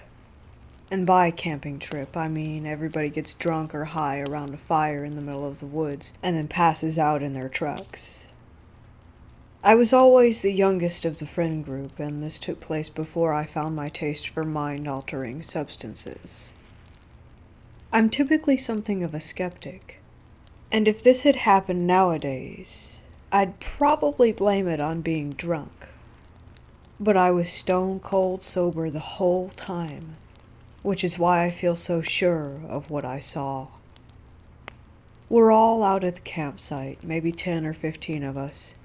I'm sitting on someone's tailgate smoking a cigarette when my friend, let's call him John, comes up to me clearly intoxicated. John was the one who I came out to the campsite with, and probably my closest friend out of anyone there. He asked me if I wanted to go on an adventure with him in the woods. I figured that if nothing else, I should probably go with him just to make sure that he didn't drunkenly fall over and hurt himself. Not to mention that even though I didn't drink or do any drugs back then, didn't mean that I was opposed to fun adventures into the forest. So we walked past the tree line that surrounded the campfire and into the dense trees. The moon was out and it was a pretty clear night, so although it wasn't dark, it wasn't pitch black. We came to a clearing that seemed to be made of flattish boulders and rocks. We were looking up at the night sky, and John was drunk talking and I was listening and nodding along with whatever nonsense he was saying. He took a seat on one of the flatter rocks and eventually just laid down and passed out. I tried to jostle him awake, but he just kept mumbling for me to let him rest a while. Since this is usually how John behaves when he's drinking, I complied and figured I'd head back to the campsite and check on him again in a little bit. I go back, talk to a few people, smoke a few cigarettes, and then decide to go and check on him. Maybe 10 minutes have passed. I'm walking back to the clearing where I left him and already from afar noticed that he wasn't in the same spot. I kept going, figuring that he must have gotten up and wandered off somewhere. As I'm walking, I notice a shadow in the shape of a human standing behind a shrub of sorts a few feet to my right. I stop, figuring that it was John messing with me. I said, "Dude, come on, let's go back to the camp." No response. Then I gave him the stereotypical, "Please, you're not scaring me." Still nothing. I moved closer to the shadow and noticed that I couldn't make out any distinguishable features. No shirt logo, no eyes, or any face for that matter. Just a vacuum of black that stood in the shape of a man, hanging out with me in the forest. I backed away, putting it all together that it wasn't John, and I ran back to camp. I checked the truck that John and I drove out there in, and he was sleeping on the bench seat.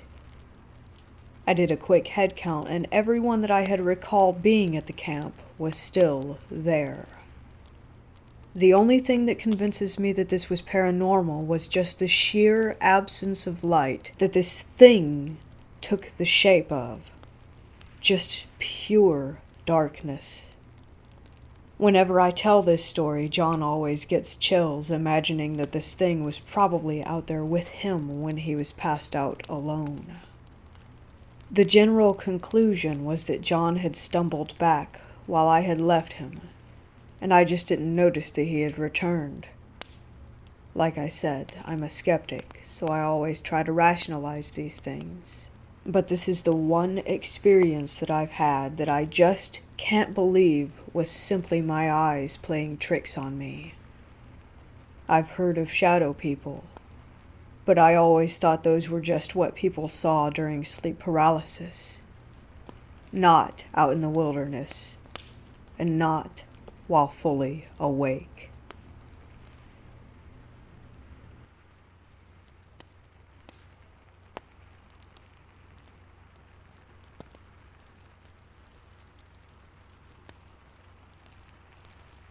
This happened a couple years ago on a friend's property. His property line comes up to a heavily wooded area where strange stuff is heard at night. We were hanging out in a small shed out back. I had just introduced one of my childhood friends to this guy, and we were hanging out when we hear his pit bulls going crazy, barking and growling at the woods. Then, an extremely loud, high-pitched shrieking comes from the woods, which made my childhood friend jump. As soon as the shriek was heard, his pit bulls came running in, one of them hiding under my chair. A minute or two later, we see 3 sets of very large, opalescent eyes staring into the shed.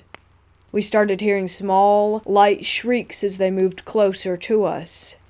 I could just barely make out a completely white, gray, bony form before my buddy tells us to cover our ears. As soon as I cover my ears, he pulls out an old revolver and fires 3 shots out the open door, chasing these things off.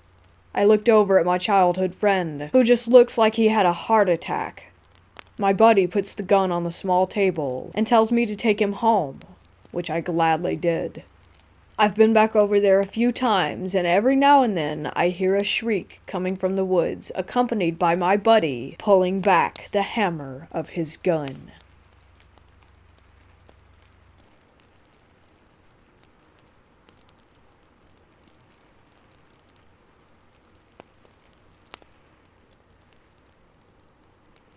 So my story initially starts with me, an 18-year-old female, being a guitar player of 6 years.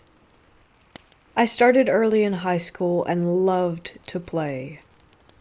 My guitar teacher was super chill and awesome, but he was no longer able to teach me as he was moving away.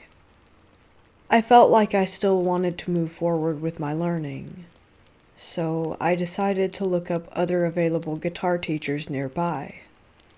I didn't have a driver's license back then, and my guitar case was too heavy for me to be traveling long distances for a couple of lessons a week. I find this one guitar instructor who lived surprisingly close, 4 or 5 streets down. We contacted, and he agreed to teach me. To give you guys a bit of an idea about this guy, he was a tall, slim, white guy. Even though he looked a tad on the scrappy side, you could definitely tell that he was strong. He would also mention how he did lots of outdoor sports. He looked to be around his early 40s, but I'm pretty sure he was actually in his mid-30s.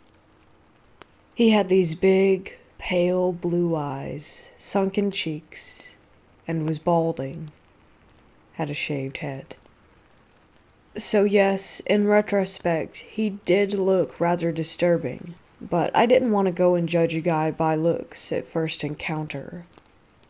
On the first lesson, I went to his place with my guitar, but after seeing me play, he told me he couldn't teach me because he only taught beginners, even though I told him that I had played for 6 years. So for the rest of the time, we just jammed and chilled, and then I left. The next day, I got a text from him saying that he had an old guitar book he wasn't using and wanted to give to me. Earlier that day, I had a huge fight with my sisters, so I was eager to get out of the house for a breather anyway. I met him at a halfway point to receive the book from him. After doing so, I said my goodbyes, but as I was leaving, he started to follow me. I was sort of confused at this point, but he just casually held conversation, so I just chatted with him on my way home. We got to my place. I dropped off the book, we played guitar together for a bit and hung out. Suddenly, he started talking to me about a waterfall near his place. I was confused because I'd never heard of this place. Why would there be a waterfall nearby? I live in an urban neighborhood. He was super shocked that I hadn't seen it and insisted that we go. It's only 10 minutes away, I promise. My stupid, naive ass agreed because he promised it was super close. So we headed out to this so-called waterfall. This is where shit went downhill. As we were walking to the waterfall, the conversation started to change. He asked what nationality I am, so I told him that I'm Korean. Suddenly, he hugged me super hard, saying, "I love Koreans." I was bewildered at this point, but I awkwardly let it pass. He started talking about himself and how he dropped out of high school early because he had violent tendencies. He said he threw tables at his teachers and threatened kids. I let him talk, but inside started to feel extremely uncomfortable. I was constantly checking around the street, but found there wasn't a single person to be seen. He continued to ask me uncomfortable things, like if I was a virgin, and how he liked to think about classical pieces in his mind while he had sex. I wish I was lying about that, but I'm not. At one point, he picked up a flower and tried to put it in my hair.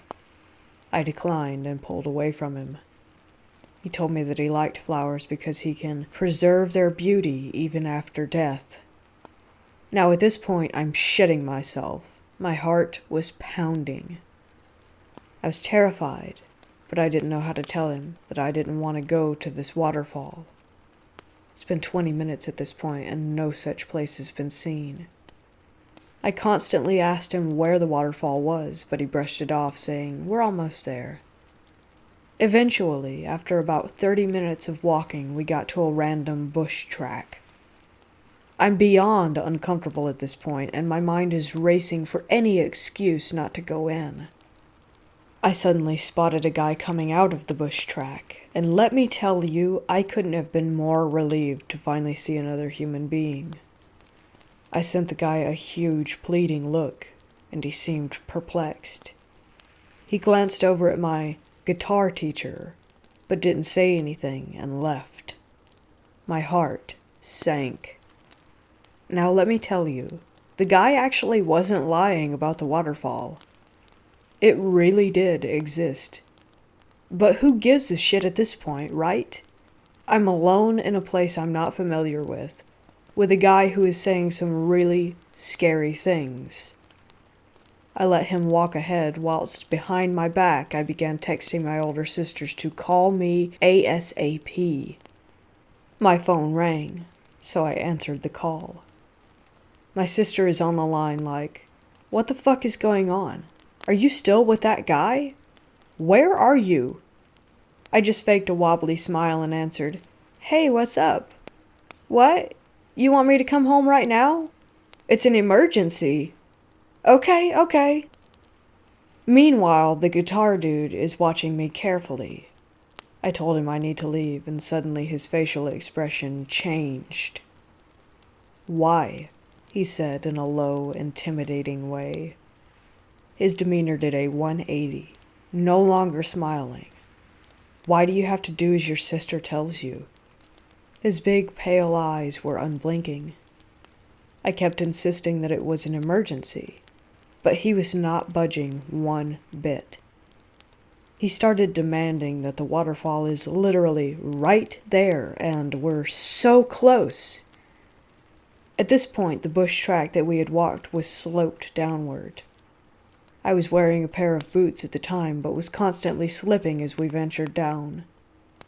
It had dawned on me that even if I were to run, it was most likely that I would either slip or he would catch up to me very easily.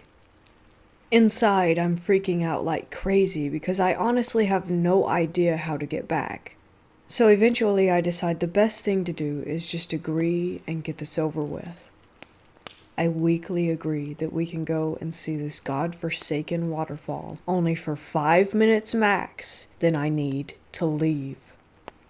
He suddenly changed back to all cheery again, and he was leading me again down to the waterfall.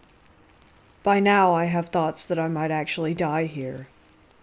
If he were to harm me in any way, there would be no one to hear my cries. So when he wasn't looking, I started taking pictures of my surroundings. Random part of the bush track, some distinct rocks. Because my thoughts were, if I were to get murdered here, then maybe, just maybe, the police might find this phone and trace it to me.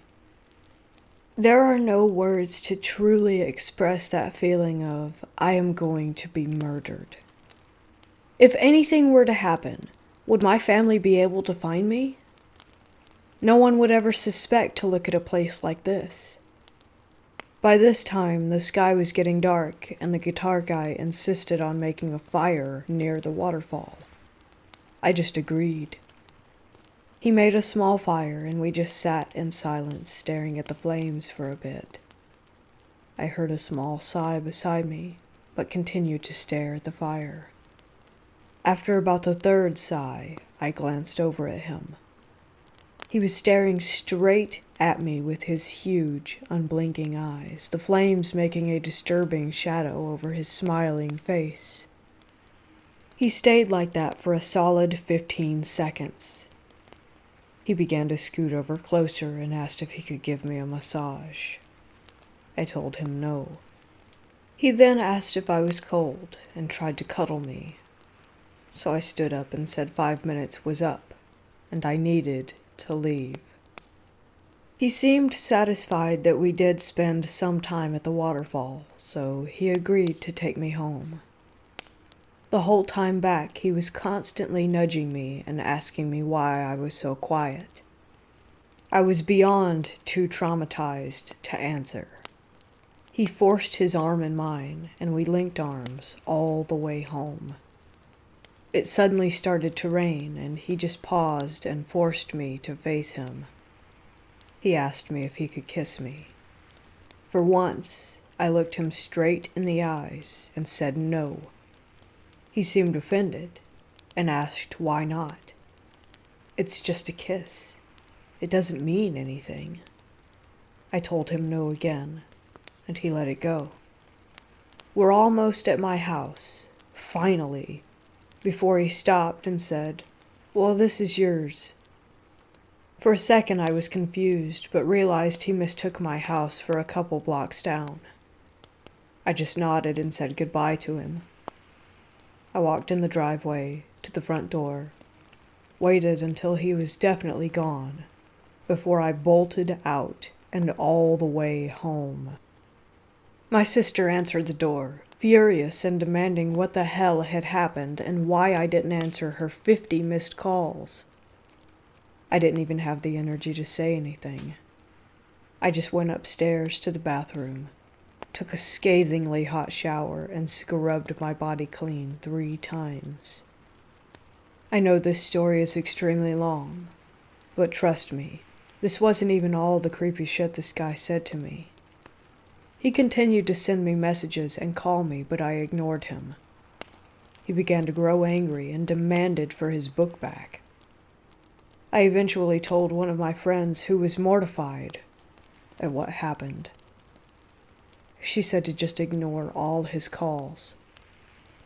I did have little comfort in the fact that he thought I lived a couple houses down, but was terrified every time the doorbell rang, as I pictured one of my family members answering it to find him at the door with a knife to kill us all. My friend had insisted on going to the cops, but what was the point? I was 18, and technically he didn't do anything illegal. After I blocked his number, that was the last I'd ever hear from him. It took me another 5 years to recover from the trauma, though never completely.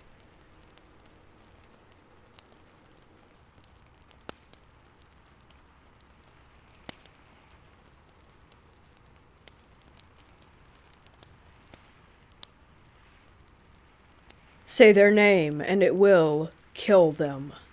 We live in an isolated community on the Navajo reservation. My aunt and her 2 brothers were home alone, while my grandparents had left for the evening to attend a chapter house meeting. They were in the house, and like many people from the reservation, they didn't have electricity. It had been dark outside for about an hour, and my aunt and uncle were getting ready for bed. Outside, they heard noises, as if someone were moving things around the house.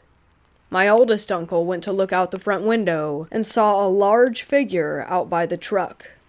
This was immensely out of the ordinary, because the closest neighbor was miles away. Whatever it was opened the truck door and began to dig through the personal items that my family had left in the vehicle. My aunt and uncle were frightened by the sight and knew that they should take action. They took out their rifle and steadied themselves to hold it up. They flung open the door and aimed the gun at the dark figure. The figure turned and began to walk toward them, totally unfazed by the weapon. My uncle pulled the trigger, but nothing happened. The figure drew closer and my aunt began to smell something like a rotting corpse. It was so strong that it made her gag. My uncle continued to pull the trigger with no luck, and the figure came closer and closer. Off in the distance, headlights were coming up the road. My grandparents were returning.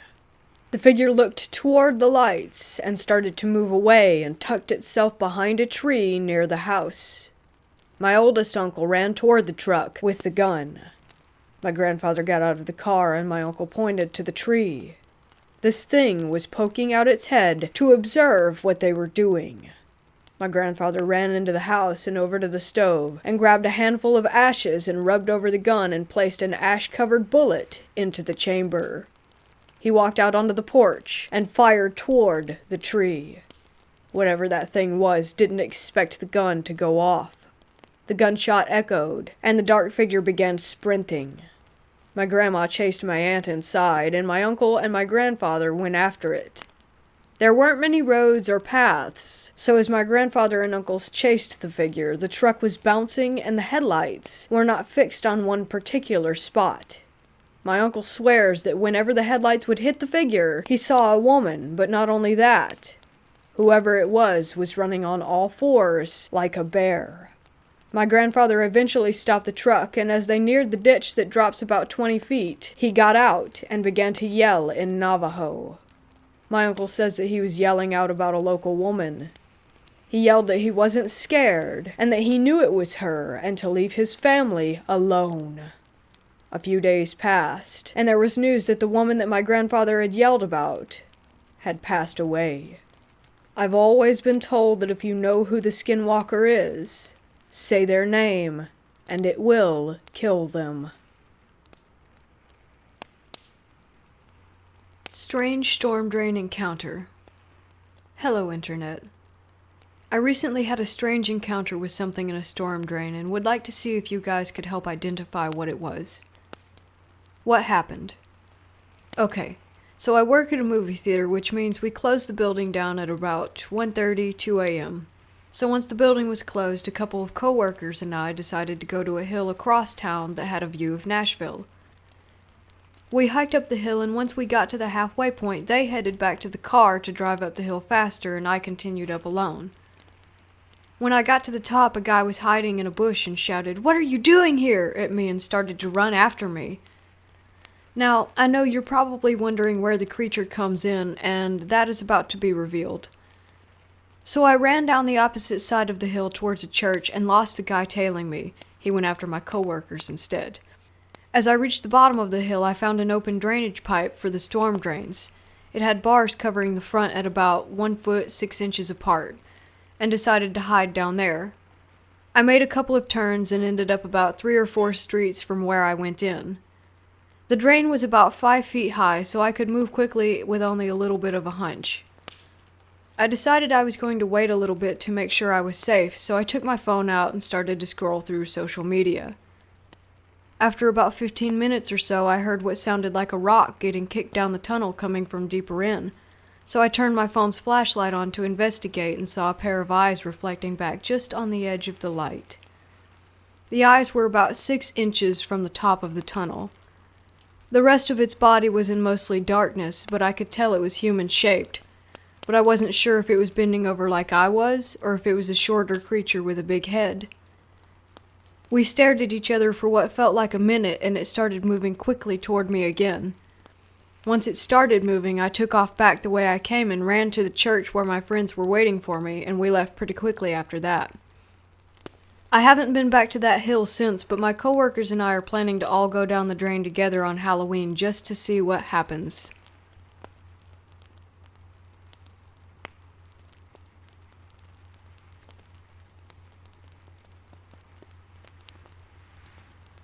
I haven't posted this here before, but I have commented about this incident in other posts. But having recently found this subreddit, I think it definitely fits in here. It was a couple of years ago. I was visiting my parents who still live in the same house that I grew up in. The day I came home, Mum told me that my old school bus driver had passed away the day before. I'd been very fond of him and would often bump into him before I had moved out of that town, as he lived in the same neighborhood as ours. So when Mum told me about his passing away, it was a heart attack, she said. I was quite upset, and I distinctly remember every detail about the conversation that I had with my mum about this.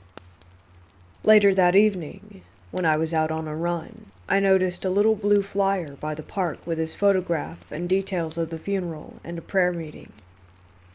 A couple of days later, I was out buying groceries from the market, when I saw him standing outside a shop, looking very much alive. I was confused AF, and wondered if he had a twin brother. Either way, I didn't stop to chat. Later at home, when I told my mom what happened, she looked really confused and said that she never told me that he had died. I was naturally annoyed and tried to help her recall the conversation and told her about the flyer at the park. She asked me if I was okay, 'cause she was sure as hell that she did not say any such thing about his death. So I go out to walk by the park to see if the flyer is still there, and it wasn't. I was extremely confused by this point, but having no logical explanation to offer, I decided to dismiss it. Not for long, though. A few days later, my holiday had come to an end, and I had returned back to the city where I work. Exactly a day later, I get a call from my mom saying that my bus driver had passed away that morning, and that it had been a heart attack. I couldn't believe it, and I figured that my mom was a bit freaked out too, 'cause she sounded a bit shaky. Not knowing what else to say, I asked her to check if a blue flyer with details of his funeral and prayer meetings was up at the park, whenever she could step out for a walk. Later that evening, she confirmed that there was a blue flyer with those details and his picture. Mom dismissed it as a coincidence and has never spoken of this incident again. Whenever I have tried to remind her, she says she doesn't recall all the details. But I know it's not true, and that she does remember this. It's just so freaky, and I get the chills every time I think about it. I just haven't been able to explain what happened.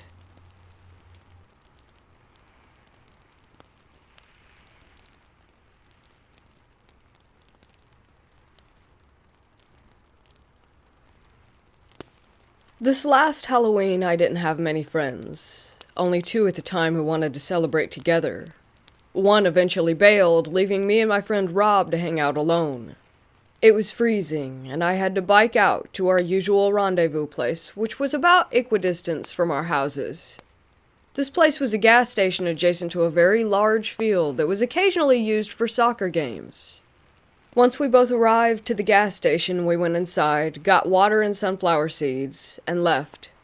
Due to the pandemic, we decided not to risk exposure by trick-or-treating, so we went to go walk in this field. It was around 9:30 at night, and pitch black outside. We don't live near any major cities, so our only light was from the moon and the stars.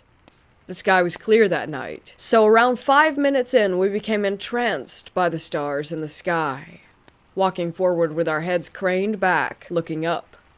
This went on for a minute or two before we thought we heard shuffling near us. We turned to the right to see a dark figure, lit very dimly by the extraterrestrial light. I'm a rather small person, and Rob isn't too much bigger, so the littlest things normally will put us on edge. But this thing was different. It looked bipedal, though it seemed to be bent over with a near hunched back.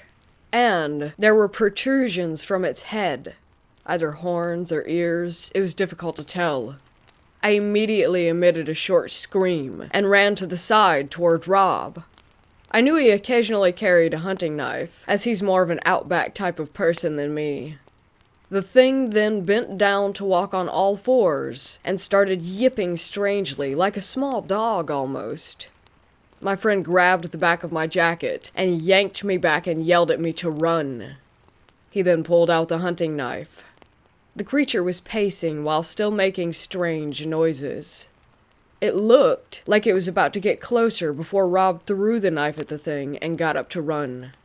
He yelled an exasperated "shit" as he started to sprint away. As we ran, I heard a voice repeatedly echo Rob's, also saying "shit." We ran all the way back to the gas station and to where we parked our bikes. Wordlessly, we decided it was best to just go inside the brightly lit station and just wait for our nerves to calm down. We haven't been able to hang out since due to the virus, but I doubt that we will go walking in that field at night again.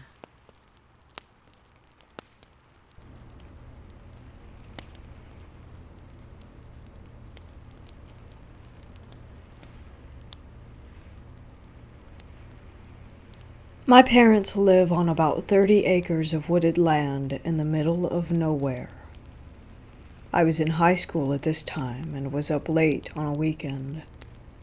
I remember that I had fallen asleep in the recliner in our living room and woke up at around 2 a.m. I sat up and watched TV for about half an hour and then got up to get some water before going to bed. Our kitchen sink looked out over our backyard, and I could see clear to the tree line because of a lamp on a telephone pole that we had installed for security.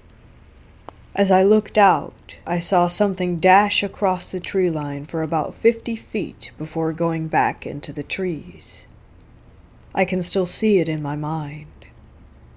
It was either a white or really pale gray, and looked like a person moving on all fours. There was no visible fur or clothing. I could tell it was large, at least the size of a person, maybe larger. It covered the 50-foot span in between 5 and 10 seconds. I was absolutely frozen in place for a solid minute after this encounter. My parents kept telling me that it was just an albino coyote. I know it wasn't. A few years later, I came across a YouTube video talking about really strange creatures caught on trail cameras. It was one of those low-quality edits that pop up on your recommended videos after a long video binge. Halfway through came an image that made my blood go cold. It was called a rake. This was exactly what I had seen. To this day, I will swear by it that I saw this creature, and still refuse to be outside at night at my parents' house.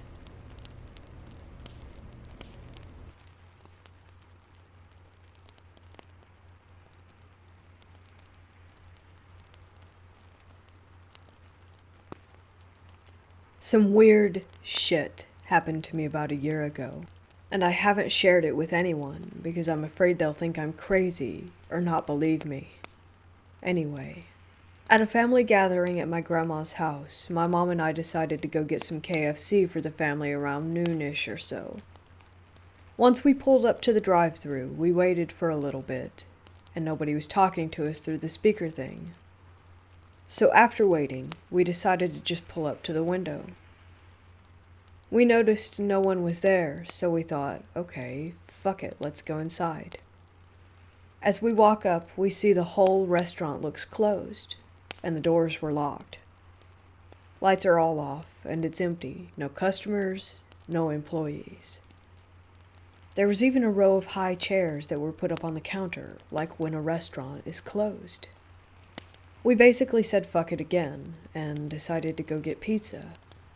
About 20 to 30 minutes on our drive home from getting the pizza, we pass the same KFC, and my mom sees that it has cars in the drive-thru. My grandma was expecting chicken, so we stopped to get some chicken.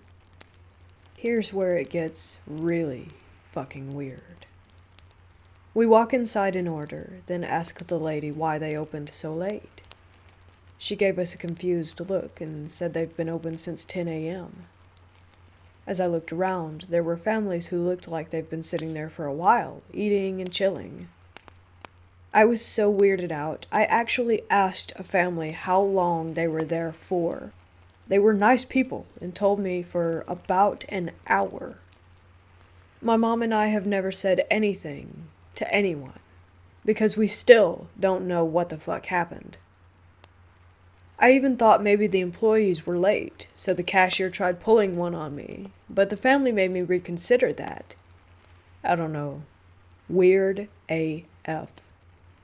And wondering if anything similar has ever happened to anyone.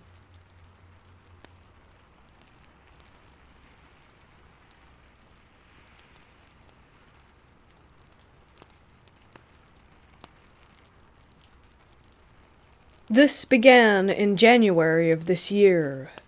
I live on the Front Range of Colorado, meaning that once the mountains stop, it's basically plains for miles and miles. There are a lot of small roads and strange dead ends around these parts, and one of these is a favorite of me and my friends as it goes a long way out from the main road with basically no reason for anyone else to be there. This privacy is great for any variety of teenage shenanigans. Back in January, I was high as hell in the back of my friend's car as we drove down that road, hoping to park at the end so that we could smoke some more. As I was staring out the window, I swore that I could see the silhouette of a tall, strangely proportioned person running alongside our car.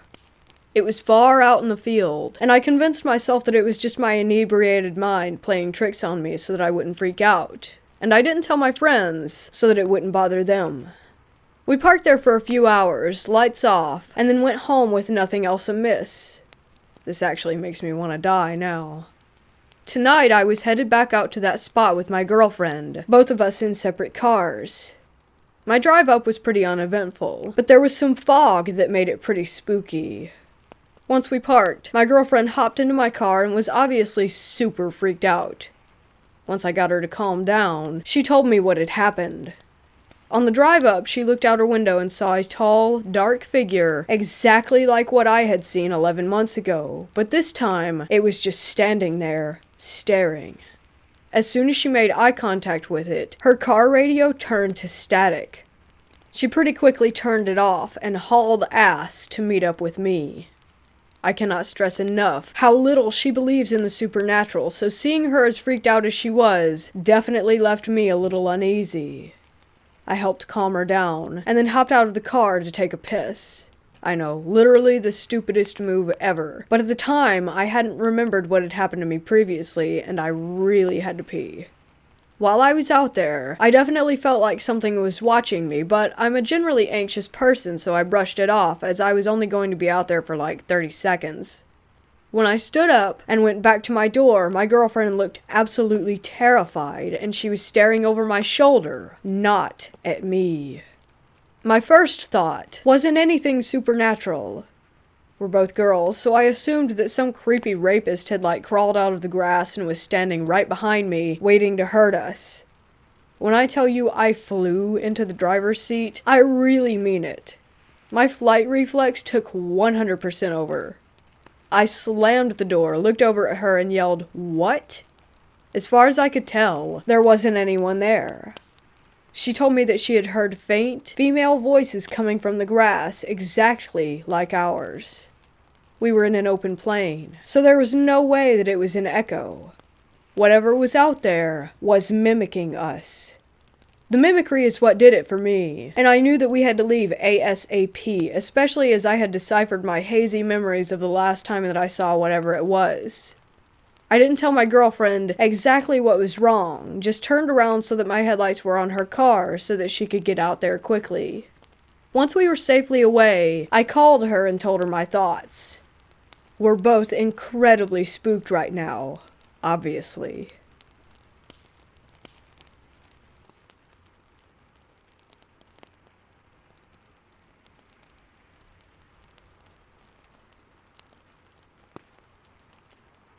So be patient with me. This is super hard to explain, but I'll do my best as I really think something weird happened to us in this haunted city. Back when we could go outside without fear, my friends and I went to Savannah, Georgia for my bachelorette weekend. For anyone who isn't familiar with downtown Savannah, there's a large intersection in front of these extremely old historical steps that lead to the river walk where the river is and a bunch of stores. While waiting at the intersection for our turn to walk across the street so we could get to the historic steps, all of a sudden everything went really quiet, and time literally seemed to stand still. We turned to look at each other, all noticing the weird feeling of stillness, and slowly started to walk across the intersection, nervously giggling to ourselves as we pointed out that even though the lights still hadn't turned for us to walk, all the cars that would usually be still driving by were stopped dead in the middle of the road, way before you would normally stop at an intersection, with one car literally in the process of turning, yet idling completely still in the middle of that intersection, stopping for no reason whatsoever, with the driver appearing to be frozen. At this point, we were noticing we didn't hear any birds anymore, or sounds at all for that matter, except for the crosswalk timer saying to wait over and over, as if someone was hitting the button repeatedly, yet we were the only ones around. Completely freaked the F out, we hurriedly crossed the street, all expressing, kinda loudly as we were freaking out, about why everything and everyone seemed frozen in time. Once we made it to the other side of the road, just as quickly as the stillness began, the wind started to blow and the birds started to fly. Cars started moving again, and people that were definitely not around us before were suddenly there. We all looked at each other and around us, and I swear people probably thought we were all on drugs. I felt like Harry, Ron, and Hermione when they jumped to the regular world in the last Harry Potter, all of a sudden there, when they weren't before. And to this day, we all have absolutely no idea what happened. We felt like we went through some sort of time glitch or something, or a portal of some sort, if that's the right word. But we definitely experienced something in the middle of that road. We later asked our Uber that night if it had happened to them before, to which he replied that we needed to give him whatever drugs we were on. If this has happened to anyone else, please let me know. Also, I might add that we were completely sober, as it was mid-morning and we were on the way to breakfast on the Riverwalk, and definitely not on any drugs.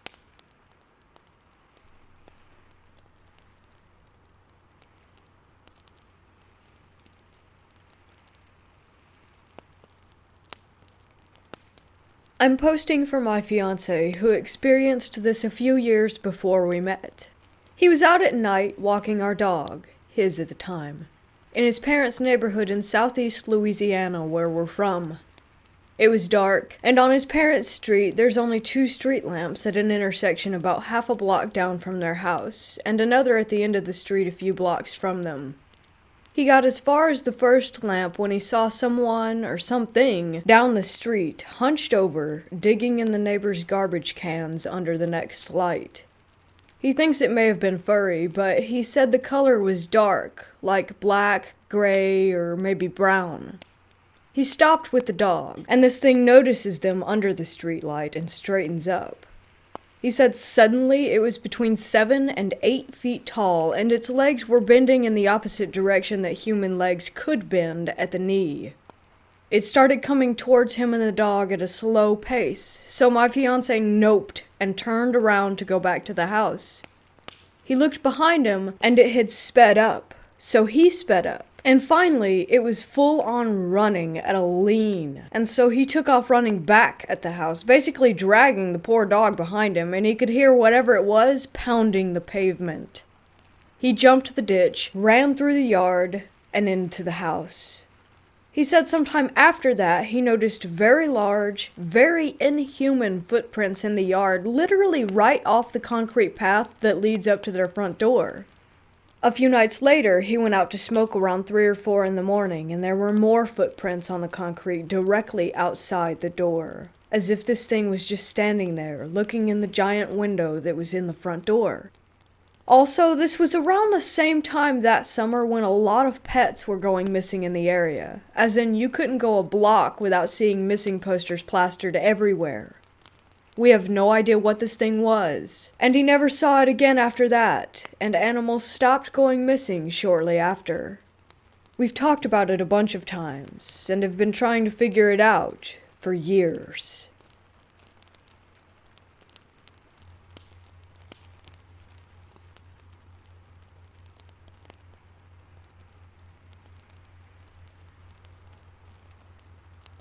This happened about 15 years ago. I woke up that day feeling really odd, and my very good friend back then called me and said that she woke up also feeling weird, so I told her to come over. We couldn't shake this strange feeling off. Something just felt weird, but we couldn't put a finger on it. We decided to go out in the evening, and when we were walking through Piccadilly Circus in London, something crazy happened. The closest thing that I could compare it to would be that we ended up in this see-through bubble, and everything around us paused for about 3 seconds, and we were, me and her, in sort of slow motion while we were in that bubble. And then snap, and everything went back to normal, but we stood there looking at each other completely and utterly freaked out, as we both experienced the same thing. We just stood there in shock, thinking, what the fuck just happened? We were so shaken by this that we had one drink in the bar and decided to go home. She went to mine as she didn't want to be alone, so we took the train back, and while we were walking to my house, we heard a gunshot, and that bullet passed me by an inch and went into a car that was parked next to us on the side of the road. I literally felt it touch my hair while flying past me.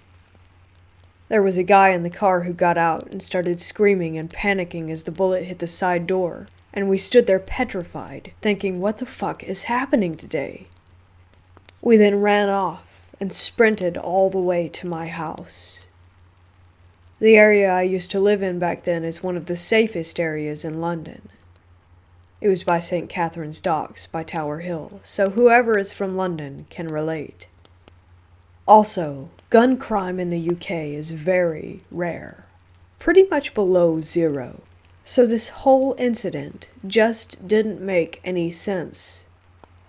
I don't know whether it was related to the slow motion thing earlier and the world pausing, but I couldn't help but think to myself that if I had walked there a second earlier, I would have gotten hit.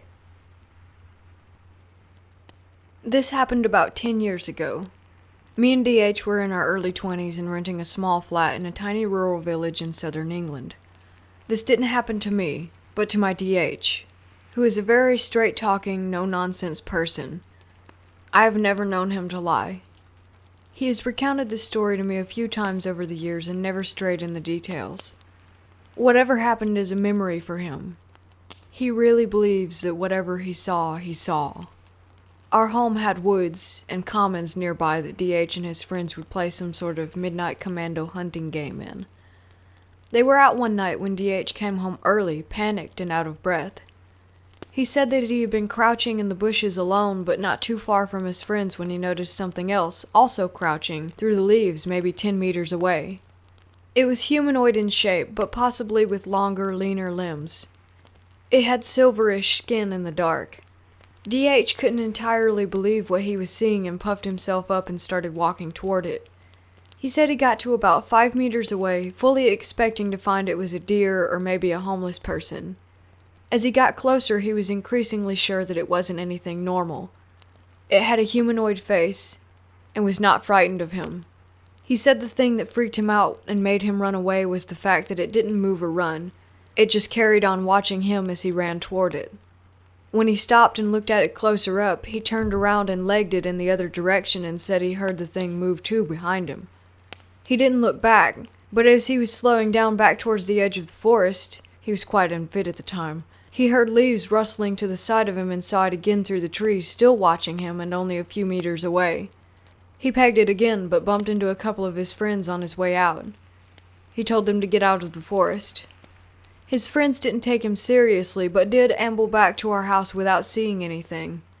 DH was scared, though, and you can tell the story still frightens him. Maybe he was in paranoid commando hunting mode and making fight eyes with a humanoid-looking tree stump. I don't know. I don't usually believe in these things or like to think about them.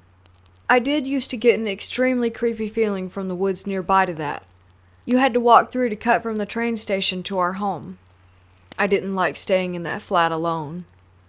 I also found it strange that there was wild garlic growing everywhere around the edge of our village, the next village, and most of the woods and commons. When we looked into the history of the area, we realized that the big manor house next to the village used to be inhabited by a soldier who survived being shot 28 times and came back to England with a harem of women. I half-jokingly suggested that this soldier was a vampire, and that's what DH saw. But I like to think it was just a humanoid-looking tree stump.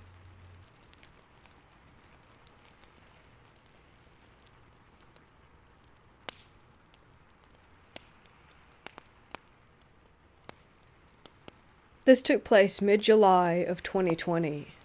I live in the city, but I often drive to my hometown, if you can even call it that. It's a grain elevator in the middle of a cornfield, just to get away from the hustle and bustle and enjoy some peace and quiet. I prefer to go on my hikes alone, sometimes with or without my dog, depending on what animals I'm trying to observe. This time I chose to go alone, so I parked my car at the river just a few miles from the woods that I wanted to walk through. There's something about being able to see everything illuminated by the moonlight and hearing the coyotes that makes me feel at peace. I'd finally made it halfway down the dirt road that leads to the woods. I stopped for a moment because I felt a whoosh of really cold air. I thought that was so strange because it was a muggy Indiana night, around 80 degrees. I stayed there for a moment looking around to see if there was a logical explanation for the draft that I could see with my eyes. But nada.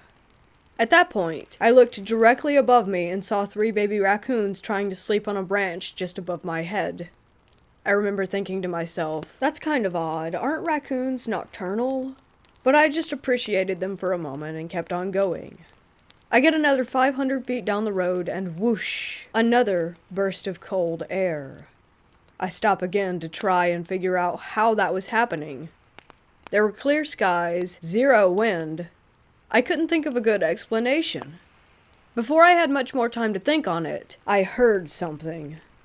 To the right of me was a mostly unkempt hay and grass field, probably about knee-high at most. The moon was so bright that it was impossible to not get a good view of everything. I hear this rustling in the grass, maybe 20 feet away from me, and then it just stopped. I could see the animal now. I'll do my best to describe it. It was on all fours, but it appeared that it had the ability to be bipedal if it chose to be. I could see the nape of its neck, down to where the animal's back legs would be. The hair on its back was very strange. It had a large, thick mohawk ridge along its spine. From what I could see of the animal, I assumed that it had to weigh close to 100 pounds. Its steps were very heavy. Nothing graceful at all about it. The rest of the hair on the animal's body looked similar to that of a chimpanzee or some sort of ape. The 2 front legs were very powerful, had a broadly set stance. But the thing that messed with me the most was the sound. I'll never forget it. I was holding my breath, hoping I had just run across one of the many feral swamp dogs and that he would run off since they don't like people. I realized quickly that I was wrong. As I stood there staring, this animal started sort of loping, pacing into a figure-8 pattern. It did this for maybe 15 seconds, but it felt like an eternity. And then, the thing charged me. That's when it made the sound. There was something so wrong with its breathing. Forgive me if I'm being offensive, that's not my intent. But this animal sounded like someone who was trying to breathe but didn't have a nose, or some serious damage to its airways. It was like a snarl, growl, breath, all in one. I could hear it snap its jaws when it backed away from the bluff. This all happened so fast.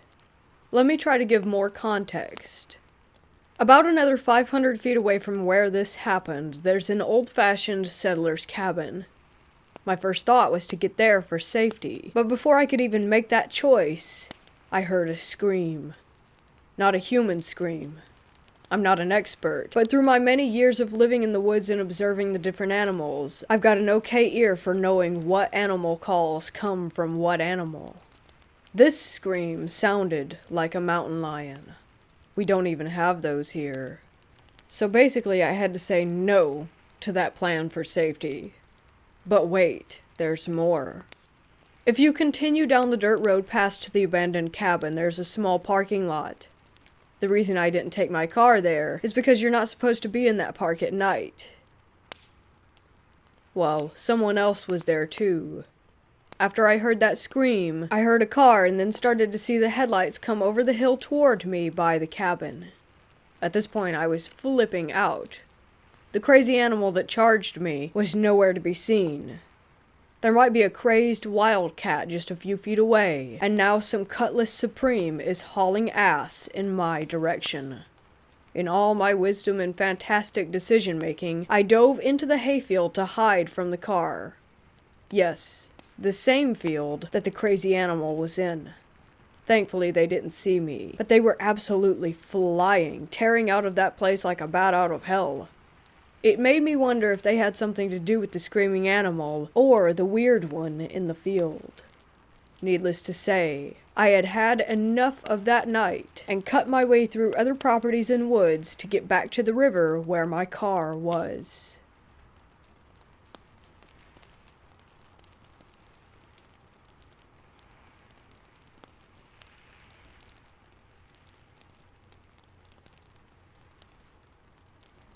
This happened some time ago. I'm now a 23-year-old female, but I was around 14 or 15 when this occurred in a sizable city in the UK. Even now as a young adult, I am very tiny, standing at 4'9". As a 14-year-old, I was roughly this height, if not a bit smaller. I used to adore going to my local library, and I still do today. But back then, I used to go all the time, quite a few times a week, especially during the holidays. My local library had a large amount of computers that were accessible to those holding a membership, including myself, and at that age, we did not have the internet at home, as my mother encouraged us to use the libraries instead. As a kid, I hated it, but now I think it was a really good idea on her part. Anyway, on this particular day, I was on the computer finishing some homework and checking Facebook. It was very quiet, and I had around an hour to go of my online session when an older man sat down to log into the computer next to mine. I took no notice, but out of the corner of my eye, I began to see that he was looking at me. He stood out by a mile, dressed in a white suit with a white hat. No one in my city dressed like that, especially in the middle of summer. One thing to consider. I looked very young, probably younger than my 14 years, but I had developed quite a lot that summer. Outwards more than upwards, unfortunately for me, and my slightly too small t-shirt and jeans were probably what drew him to look at me. Creep. As a friendly kid, I looked over at him and smiled one of those tight-lipped smiles of acknowledgement. I was beginning to get uncomfortable, but I knew if he said or did something, the staff, who knew me very well, would intervene. However, he didn't say anything. He simply kept glancing over in my direction. Eventually, he logged out of his computer and began writing on a notepad. He then ripped off a piece of paper and slipped it to me, now very obviously staring at me. I didn't respond. I didn't even look at the paper. I knew he had written his phone number. He stood up and began walking to the stairs to exit the floor, occasionally turning around to stare a bit longer. Some of the people on the computers opposite me had noticed and were watching me sympathetically. I can't remember exactly how long the exchange took. I've described it fairly quickly, but he could have been staring at me for nearly half an hour. As he disappeared from sight, I grabbed the piece of paper, ripped it up, and threw it in the nearby bin. I felt quite proud of myself. I could deal with creeps. Younger me was a bit big-headed. I never saw him in the library after that. There was a library closer to my house that I frequented more often during that summer, so whether or not he turned up at the city library again to look for me, I don't know. That wasn't the last time I saw him, though. A few months later, I was on the bus, although I can't remember where I was going, and he stepped on. Still in his white suit, white hat, the works. I stiffened and stared out of the window, hoping he wouldn't notice me. He did, and he stared, but he walked past me. When I got off the bus, I kept my eyes fixed on the street, making sure not to look at the bus in case I looked at him. After that, I didn't see him anywhere again. I regret not keeping that piece of paper. In hindsight, I should have. It was definitely his number, although he could have also written his name. He was clearly a predator and should have been reported. I don't know why I didn't, and I don't know why I didn't tell anyone, although I guess that was because nothing bad had happened. I lived in my hometown for another 6 years before going to university in another city. However, university has now ended for me, and I've returned home wary of creeps. I know this wasn't very scary. I've had other small creep stories, all based in the same city, funnily enough, and they're not scary per se, just uncomfortable. So, man in white, let's not meet again.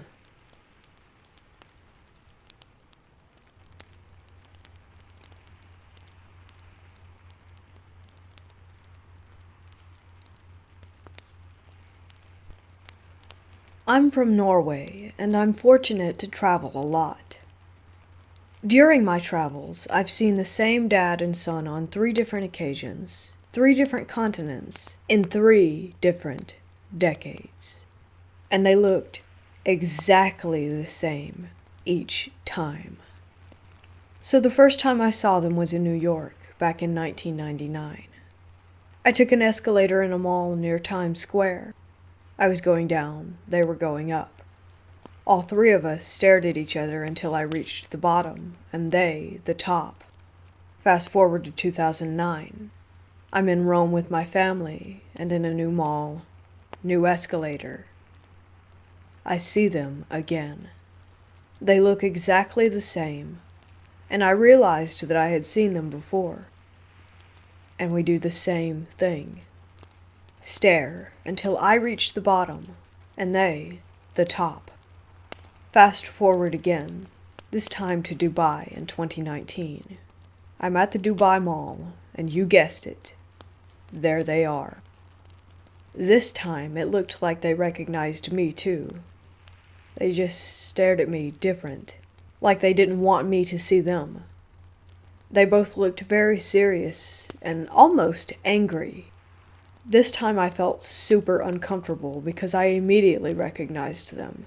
And this is 20 years after I saw them the first time, which raises a few questions. First of all, why do I keep seeing them in the exact same situation? Why don't they age? Is it just a coincidence? Why always on the escalator? And why do they stare at me until I'm out of sight? The weird thing is that in the malls I've seen them in, you usually walk around for a few hours, but I've never seen them anywhere else besides the escalator. Also, the son looks to be around 14 or 15. That's why it's so easy to see that they hadn't aged a bit. Kid was still 14 or 15, 20 years later.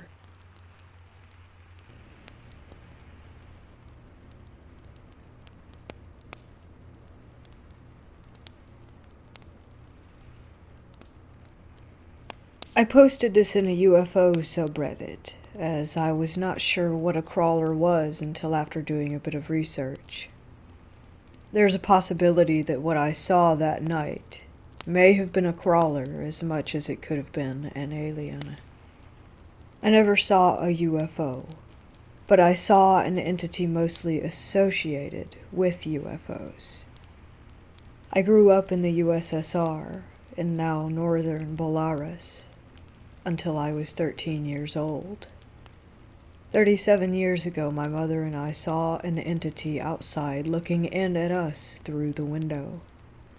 It was hairless, pale white, huge, bulging black eyes, and it had teeth that were very small, very well spaced, skinny, and pointed, almost like an anglerfish.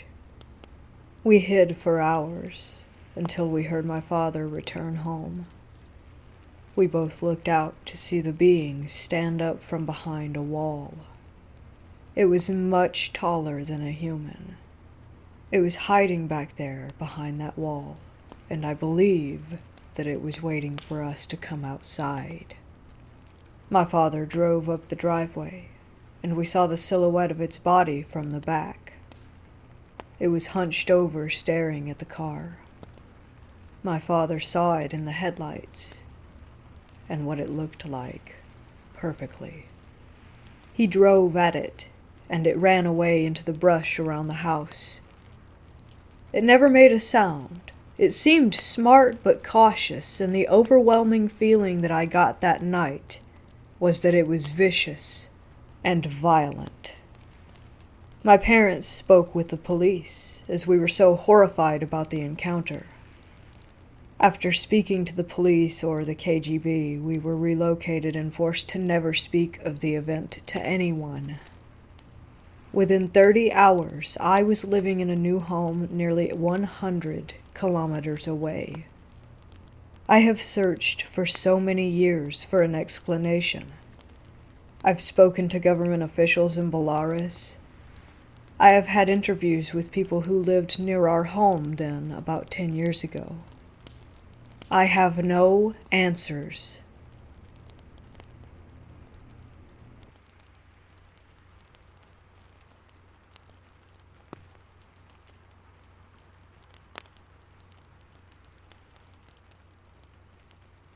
I live in-house of an animal shelter as I'm the on-site vet and do most of the dog's medical needs. We're a non-profit organization, so the majority of our money comes from adoptions, but we are also located out in the middle of the desert with about 20 acres, give or take a couple of acres. I started working here last month, and I have had so many strange occurrences during my nighttime walkthroughs. Living on site means that I room and board here, and typically you get rats and squirrels, small vermin who will poop and agitate the animals.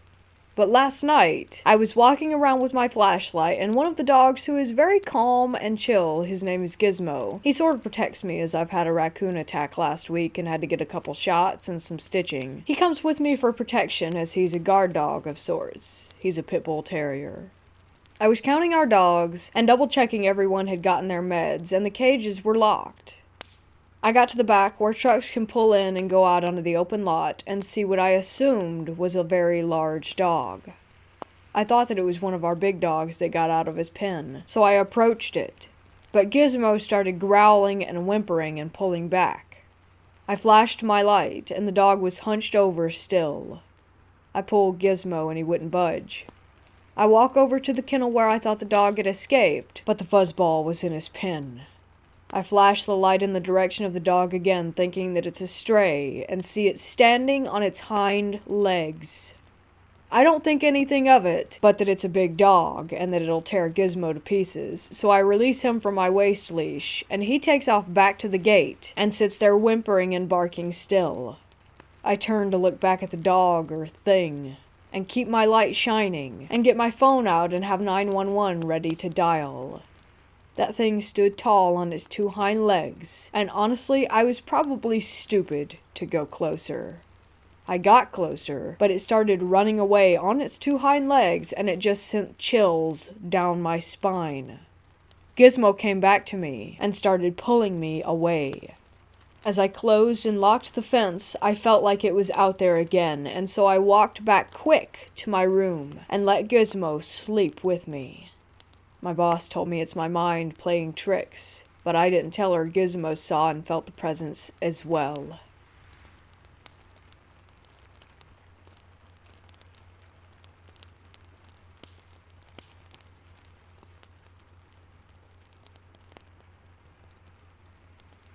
This happened around 2006 or 7.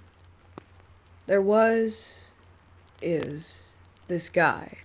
I'll call him Dean here, who's widely known in my small village. Dean was a drug addict, but managed somehow to work and build a family. But his addiction got worse, and eventually I got the news that he died in a mixed drugs overdose. We, friends and my then boyfriend, talked on a few different occasions about his death, how it was somehow foreseeable that he would die, and so on. Not long after he passed, like 2 months, I had just opened our pub at 4 p.m. and Dean walks in.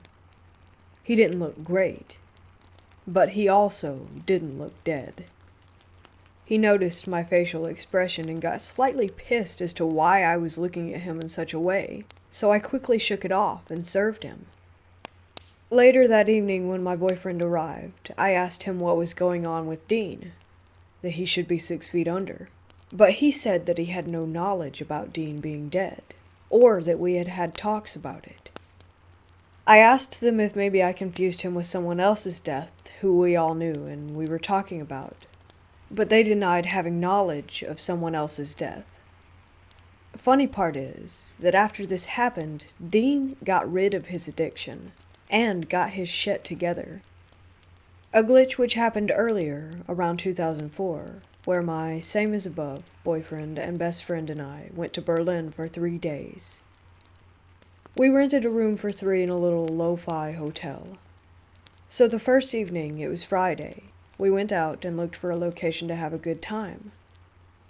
Locals guided us to a known party street where usually a lot of people were out. But for some unknown reason, nothing was going on that night at all. Only a few people were there. We still decided to bar hop and have a good time, just us 3. We drank a lot of tequila and water, and after we got kicked out of a bar, only for the reason that the owner disliked our nationality, we left this street and walked up to a kebab where we ate and drank even more, and then decided to head towards our hotel. We did, and the next thing I clearly remember was that we entered a really tiny, cozy bar which was plastered in red velvet and had all dimmed down lights. I think even the carpeting was velvet. We had funny talks with the older locals, men and women, inside, and they were thrilled about our language when we talked to each other. At one point I felt too drunk, and said to my companions that I wanted to go to bed. They felt the same, and we left. I then literally stormed away along this street, thinking our hotel was about 1 kilometer or so away, and I wanted to hurry. But after I went like this for about 20 meters, my companions yelled after me so that I would come back, because our hotel seemed to be right next door to that bar. Really, really next. Like next in the way of the bar door and the hotel door were about 20 centimeters away from each other. We didn't notice the bar when we arrived, and when we left the hotel earlier that day. Well confused, we went in and slept. The next day at noon, when we went out, there was no bar at all next to our hotel. Not even its door. And it didn't show up the following night either. We are still talking about this, and at least this time my friend and former boyfriend seem to remember the same things.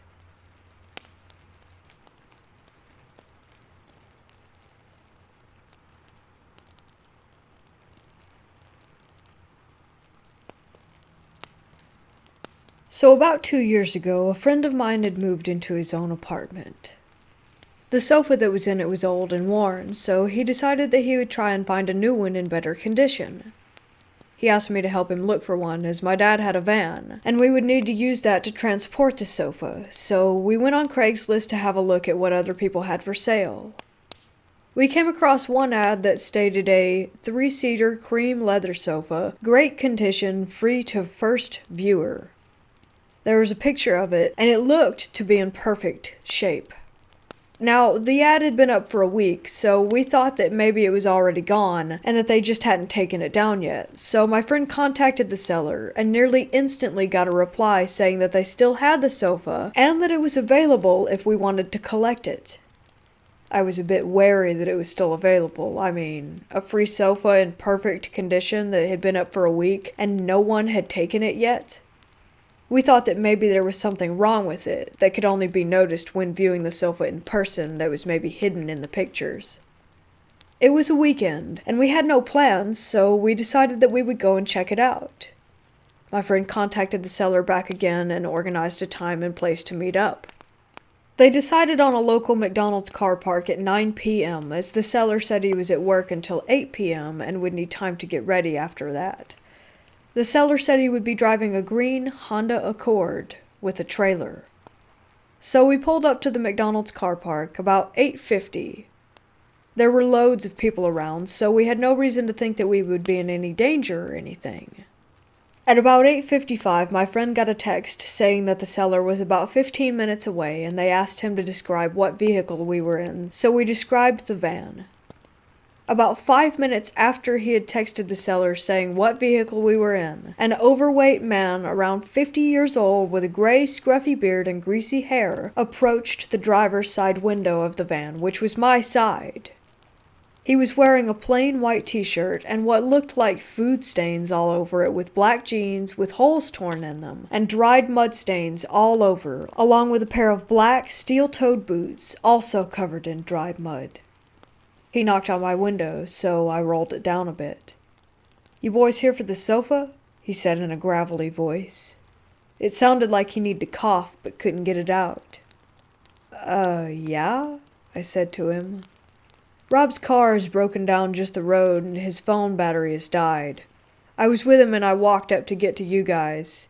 He's with the car waiting for AAA, but you can come down and collect the sofa off of him." Me and my friend both looked at each other, unsure of what to think. "Can I get in the van and we'll go back to Rob together?" the guy asked. "How far down the road is he?" I asked right before he replied, "Not too far, but I need to show you where to go." At this stage, my friend pretended to get a phone call. "Hello? Yes? Oh, no way, really? We'll be right there," he said before pretending to hang up his phone. He looked at me and said, "We gotta go. My dad needs us to help him with a flat tire." I nodded, knowing that it was a fake call for us to get the heck away from this creepy dude. "Hey man, we'll just contact you tomorrow about the sofa." The guy just stared at us as I rolled up my window and we started to drive away. My friend and I looked at each other. "That was creepy. I got really bad vibes off that guy," my friend said. "Definitely," I replied to him. We decided to drive around to the back of the car park to see if we could find out what the guy was up to. We could see him standing in the same spot where we had left him, and he was on the phone. He put his phone down, and about 2 minutes after that, a car pulled up with 3 men in it, and he got in. My friend's phone started ringing, and it was the number of Rob, the guy who was supposedly giving away the sofa. He answered, "Hey, can you meet tomorrow, and I can hold on to the sofa for you until then?" As he was on the phone, I noticed one of the men in the car that had collected the creepy guy was also on the phone. My friend told Rob that he would contact him tomorrow, that he was busy and couldn't talk on the phone right now. At the same time that my friend hung up the phone, the guy who was in the car also finished his phone call. At this point, I explained to my friend that there probably was no car that had broken down and that the creepy guy was trying to lure us somehow so that the guys in the car could do God knows what to us. We drove home and my friend blocked the number of Rob, and we never heard from them again. We reported the ad, and it was removed the next day.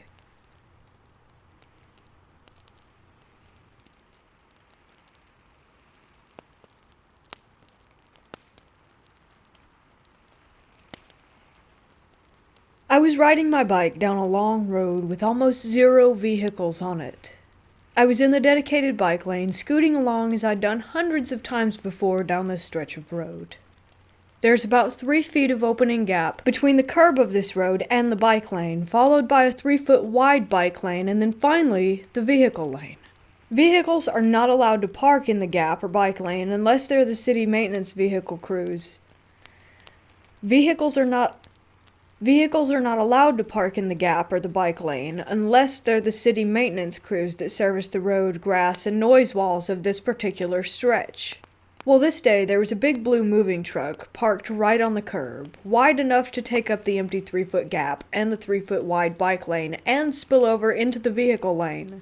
I thought, no big deal, as there weren't any cars behind me and I had plenty of space to move into the road to go around it. The spot where the truck was stopped was the only spot on the stretch of road where the shrubbery from the other side of the noise wall was growing into the ground and out the other side.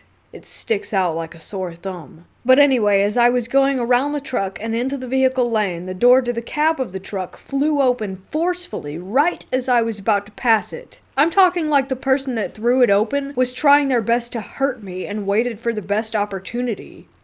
At the last second, I clenched my teeth, swerved out of the way, and just instinctively swerved back into the bike lane and came to a stop. Angry and full of adrenaline, I screamed at them what was their problem, that they could have killed me, while dismounting my bike and making my way to the truck. This is where it got strange. There was no one inside the truck itself. I went back toward it, and there was no one outside of the truck either. It was really just there, with the door still wide open. There was nowhere anyone could have slipped away to. The noise walls are there to spare the neighboring homes from car noises, and they're about 10 feet tall, and they stretch out for a good quarter mile, with no open gaps anywhere. I went around to the back of the truck, and it was open and empty. Nothing in it, no hiding spots. Just an empty truck and an empty cab. I decided to just jump on my bike and go home. I pushed it out of my head and considered myself lucky to be unharmed. That lasted about a day. I can't help but feel like I was in some moment in time that somehow got stuck. Upon remembering the occurrence, there was almost no sound.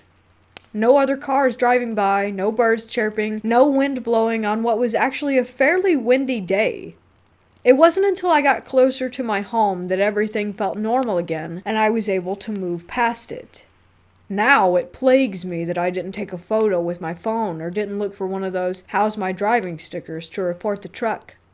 It's one of those glitches that I'm just gonna have to wonder about forever.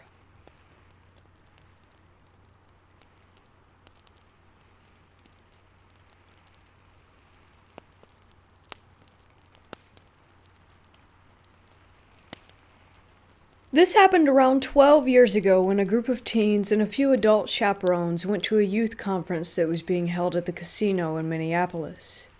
Being teenage girls, my friend and I met these guys and decided to snag. I'm native, so that's like hooking up. We stayed out past our curfew and walked around the casino with them, venturing to the golf course. If you've ever been here, the course is huge. We walk over a few small hills that blocked the casino light, and it was moonlit so we could still see pretty well. One of the guys stops and says, "What's that?" So we follow his gaze and see this extremely tall, white, almost glowing figure loping along the next hillside. It looked like the aliens you see on TV, tall and slender, but instead of being green, it was completely white. None of us made a sound as we watched it for a few more seconds, when it turned suddenly and started coming in our direction. We immediately took off running and didn't stop until we were back inside the casino. We all had tears in our eyes, and we didn't talk about it after that. I don't remember even telling our chaperones and friends because we got in so much trouble when our group found us. I definitely believe in each tribe's ghost stories, though I never asked anyone about this particular area.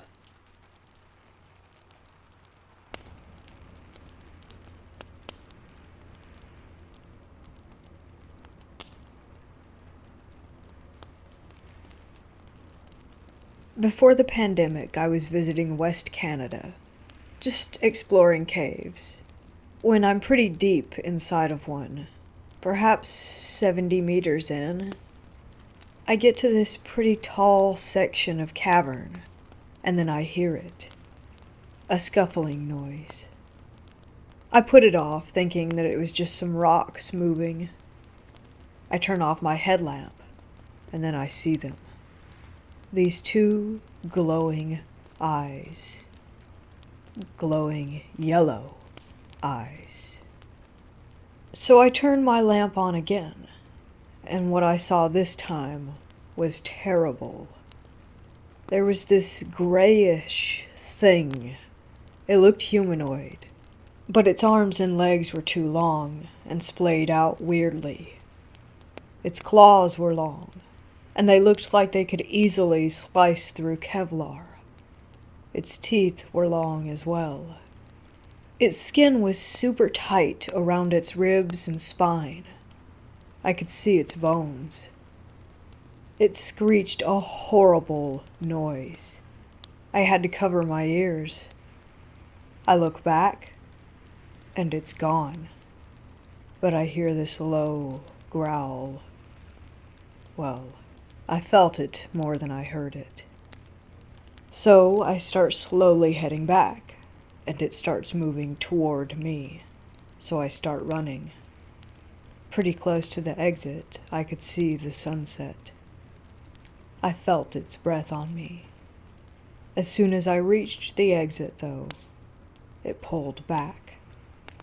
Bystanders said they saw it too, that it ran away like lightning. I'm never going to those caves again.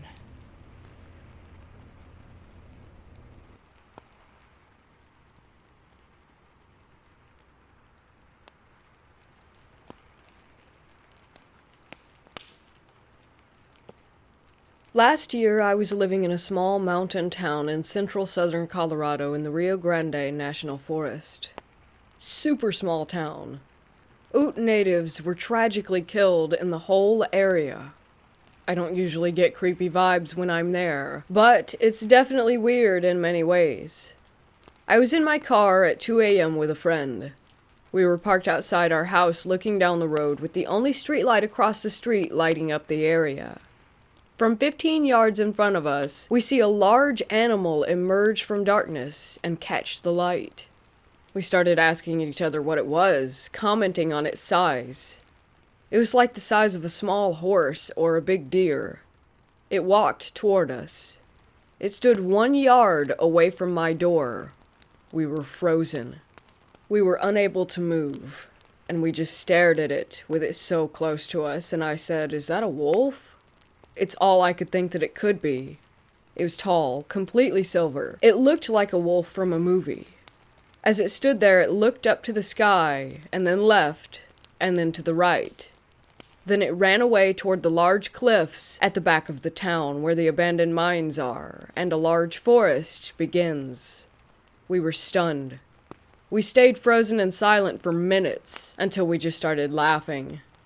We eventually calmed down and went inside, but were confused as hell. After that, I told some coworkers, thinking how cool it was, that I saw a wolf. They all said that it was impossible, that no wolves had lived there for decades. So I do some research, and they're right. No wolves have been here for like 40 years, and it would be a miracle if I had seen one, especially a gray wolf. As I look at more pictures of wolves, my memory becomes clearer. What I saw was too tall and silver to even be a gray wolf. My friend and I have not forgotten one detail of this story. I'm sure it wasn't a dog. If it was, then that was the biggest dog in existence. I remember the world washing away as I stared at its shining fur. It was possibly the most majestic animal I have ever seen. There were chills covering my body, and I could barely breathe. Do you think that I saw a skinwalker?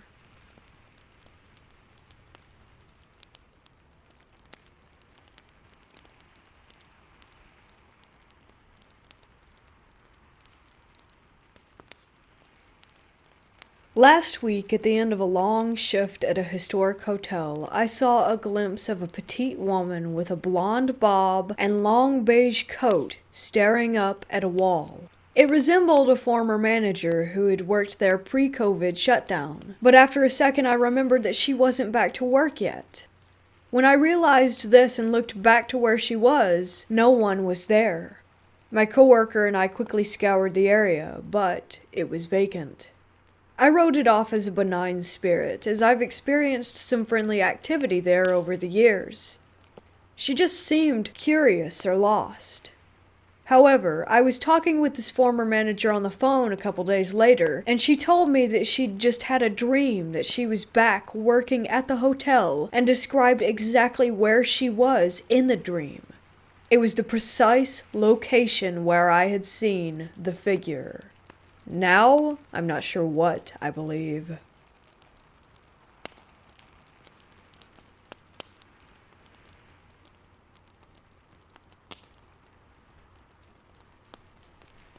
So me and my girlfriend went to Eagle Nest, New Mexico to do some salmon and trout fishing, but by the time we got settled in, it was already too dark. So I had the bright idea to go hiking in the dark, with only flashlights provided by our phones. So I checked Google Maps and saw they had some trails along a river in the Cimarron State Park. We went along Toby Trail and went around half a mile up and decided to turn around because we started hearing noises and felt a little uneasy. As we were heading back, my girlfriend stopped and listened and said she swears she heard something. She shined her light toward the forward part of the trail, and I did the same. We both saw some huge, gray figure that was way bigger than a bear, and we just bolted. We ran for about 20 seconds, maybe 30, and looked back, and it was still keeping up with us. It then makes a horrible, deep sound that was about the mixture of a sheep, goat, and ram all at once. We make it back to my truck safely, but then we decide to pull back up to the gate to the trail to see if it was still there. But we see a man on a horse that we didn't notice when we were running back. He never asked us what we were running from or yelling at, and the horse was brown, so it couldn't have been the horse that we thought was the creature. We're both so confused as to what it could have possibly been. We didn't notice any eye reflection when we shined the light towards it, and I swear it made no noise when it was following us. It didn't look like a Wendigo or a skinwalker. It was way too large.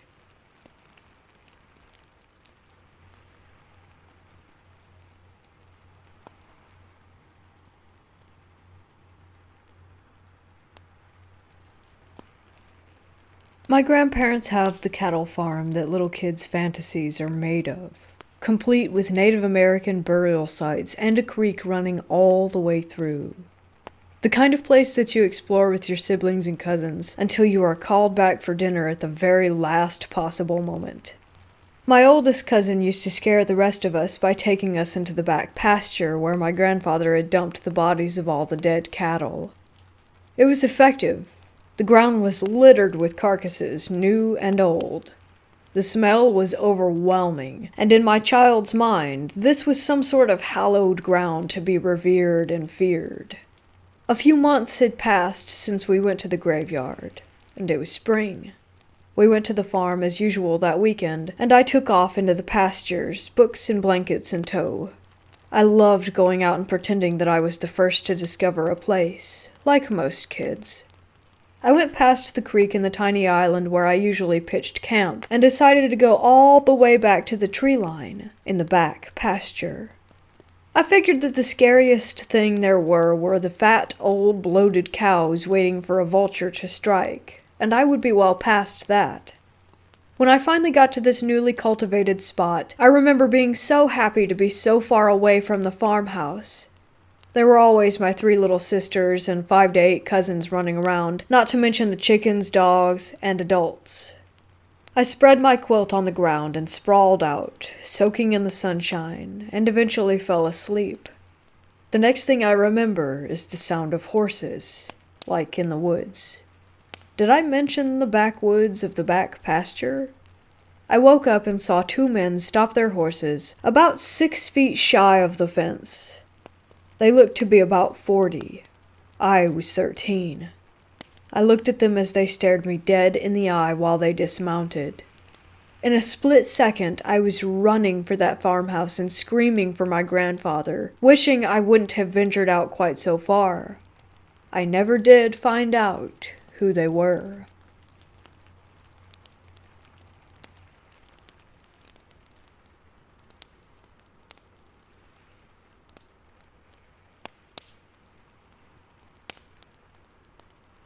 This happened to me when I was in high school.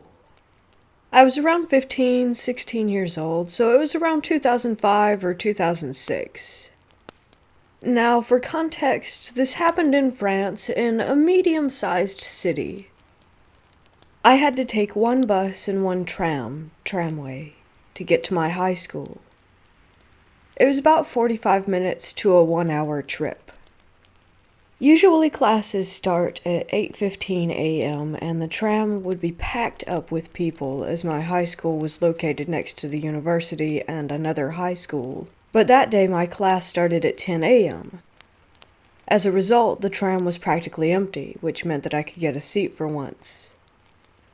There was no seat by my side, only one seat in front of me. So I was sitting there listening to my music when a man sat down in front of me. He quickly started talking to me. I honestly don't remember what he was saying, but I was trying not to be rude as he seemed to have some sort of mild mental disability. But very quickly he started asking me out. Remember, I was underage and I definitely looked my age. He wondered if I wanted to go and get a drink. I said that I couldn't, that I had to go to class.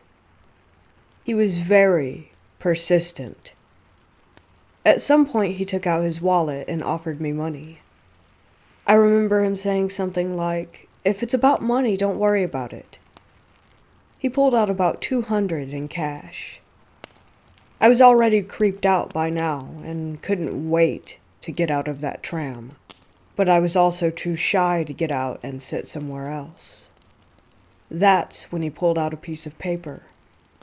He was holding it in the air, and I remember him doing a motion with his head like, "Look at this" type of motion. It was an article from a newspaper that he had cut and kept inside of his wallet. I only had a few seconds to read what the article was about. All I had time to see was that something had happened to a woman. She had been assaulted. But that's it. That's all I had time to read before he put it back away. Now, as if this wasn't creepy enough, he had a giant smile on his face, like he was proud of himself, that type of smile. Whether he knew that woman or if this was a random article he for some reason decided to keep with him at all times, it's just extremely unsettling. Not only that, but showing it to a random girl? Why? The piece of paper itself looked like it's been in his wallet for some time. It was a little torn, but definitely wasn't old. I eventually arrived at my stop. He kept insisting on meeting again. I denied and quickly walked to my school. After that, I saw him again, once, a few days later. This time the tram was packed again, but I still felt the need to hide behind the people surrounding me, just in case he would see me and come talk to me again. The second time I saw him was maybe 2 or 3 years after. He looked exactly the same. I recognized him instantly. He was walking in the streets of the city and didn't see me. I realized I didn't give a physical description of the man, so here it is. He was average height, dark brown hair on the chubby side. He had glasses on, and the 3 times I saw him, he was always carrying a big backpack. The exact same military green backpack, and the same jacket.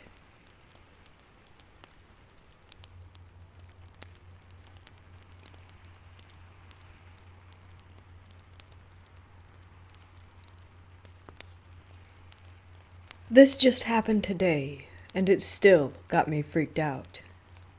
I was sitting watching TV when movement in the kitchen caught my eye, and I looked up to see my husband, who'd been taking a nap in the bedroom, standing in the kitchen doorway, watching me. He was wearing his MASH PJs. I looked at him and said, "You okay?" He didn't answer me, and just kept staring. I turned to put the remote on mute and pause, so I could see if he was okay since he just stood there silently staring at me. It took me about 2 seconds to do that, but when I looked up, my husband was gone. The kitchen was silent, so I got up and went into the bathroom thinking he went in there. The bathroom was dark and empty, so I turned into our bedroom to see if he was in there getting dressed. I about crapped my pants when I saw him still laying across the bed, sound asleep, in his jeans and Realtree t-shirt.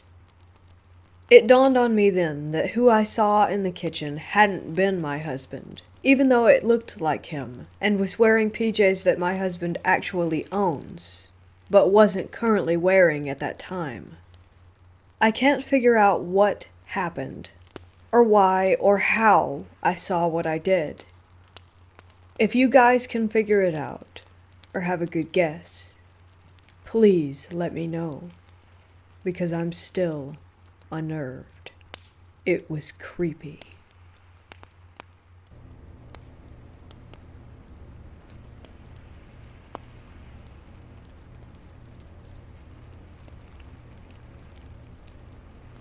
About a year or two ago, I was in my room sleeping.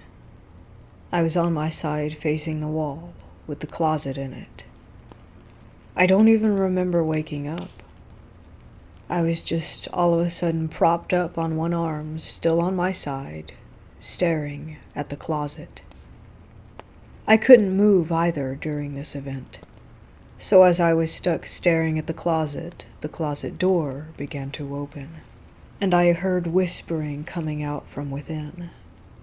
I couldn't make out whatever was being said, but when the door was open almost fully, I saw a light grayish, off-white humanoid figure standing in the doorway. I still couldn't move, and then just like that, the figure was gone.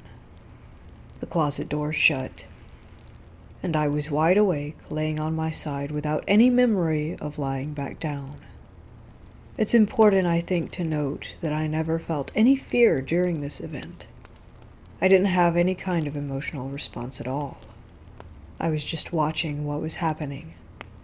Any explanations for what it could be, paranormal or not, is appreciated. Also, I've never experienced any kind of sleep paralysis before this or after, and this has never happened again. I know that it sounds like a rabbit, but it wasn't. This happened about 2 hours ago. I stepped outside. This took place in southeastern Pennsylvania, the venue I was at to have a smoke, when about 40 yards off in the distance I see this creature, sitting in a way I can only describe as like a gargoyle, perched on a ledge. It clearly had arms and legs, and not just forelegs like a rabbit or cat would. Its face was kind of hidden in the shadows of the night, but it kind of had a head shaped like a mouse from the Teenage Mutant Ninja Turtles. It saw me and took these two kind of hops to its right, my left, and that's when I noticed its tail. It reminded me of a white-tailed deer's tail. Where the top was, it had dark silver or black fur, but right underneath it was white fur. It was a short tail also, not long like a cat or dog's tail. It just took those 2 hops and was gone. No noise. Nothing. I just stood there, super puzzled. I saw it clear and unobstructed from objects until it hopped behind this house. If anyone has seen anything similar, I'd be happy to hear.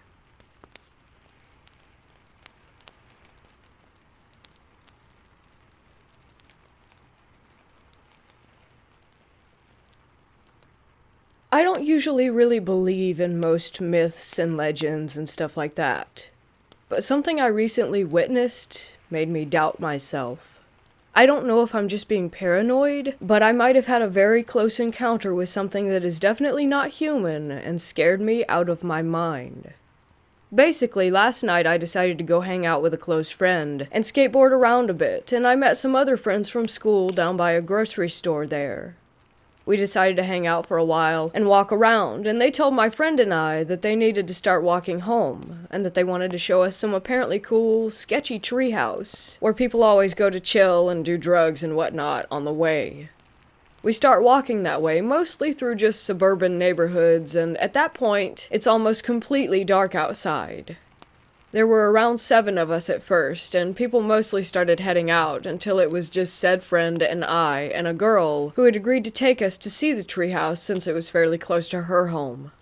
We take this pretty open path to a chain link fence with a hole in it. We go through using our phones as flashlights, and not far after there's another chain link fence with a hole in it, with the treehouse right behind, surrounded by loose bushes and a small forest. We're pretty scared at that point since it's dark, so the friend and the girl stay behind the fence while I go through the hole just outside. After looking at the treehouse for a few seconds, we start hearing rustling in the bushes. But all those scared dismiss it as a small animal, or maybe even one of our friends just messing with us since it's pretty close to several houses. Like an idiot, I keep standing outside the small hole in the fence, not moving while the rustling keeps moving around. We called out several times with no response, and the thing, whatever it was, kept shuffling and scuffing around in the bushes a little bit, rustling every few seconds. I tried looking, and could barely see it, but guessed that it was around half my height. It kept on, and after a bit we realized from the footstep patterns that it has begun to walk on 2 legs. This just about does it for us, and we get out of there, looking behind us every couple of seconds. On our way back, said friend told me earlier by the treehouse that he had caught a glimpse of something moving that was a whitish-gray color, a bit bigger than a large dog. I visited this treehouse again today with a couple more friends, and actually went up this time. But gladly, we didn't see or hear anything. And yes, I know that I would be the idiot to die in a horror movie.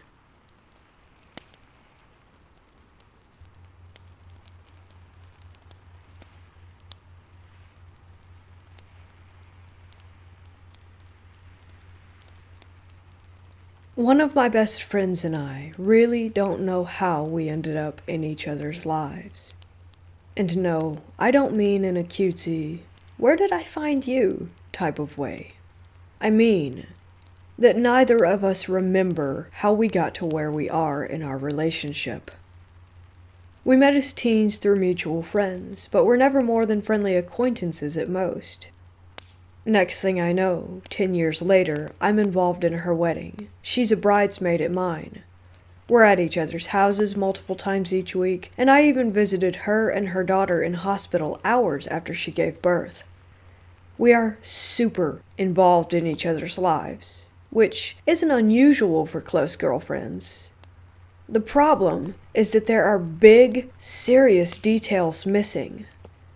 It's like there's a 2 to 3 year gap where lots of important stuff happened that we just don't remember at all. I don't remember meeting her husband, or buying her house. I don't remember the first time I was in said house. And I don't remember her physically changing, despite the fact that she lost a lot of weight and became very involved in working on her appearance. She doesn't remember showing me her house either, or me being anything other than what I am to her now. We just don't know how we got here.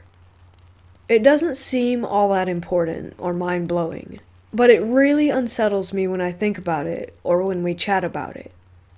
It's like there's something to it that I can't quite put my finger on. We also always joke that we are polar opposites, but there might be something to that. At one time, somewhere between our 2 weddings, I was extremely torn about our relationship. I found her to be so extremely abrasive as a person, but didn't once question the relationship. It's like I just accepted it because she was my best friend. I don't know quite how to explain how it felt. But aside from this, our differences are of the severity that, at the age we were during this gap, we are sure that we would have gotten in the way of us ever being close friends. Was she replaced? Was I replaced? Are my previous memories false? I just don't know. Full disclosure, I have had issues with depression and anxiety in the past, which have their own effects on memory. However, this wasn't affecting me during that part of my life, and I don't have anything similar with any other part of my life. Also, it doesn't explain how we're both on the same page with this.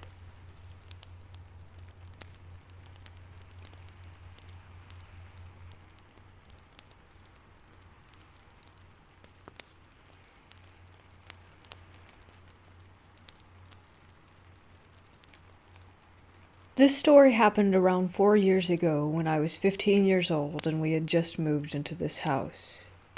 We live in a very small tourist town.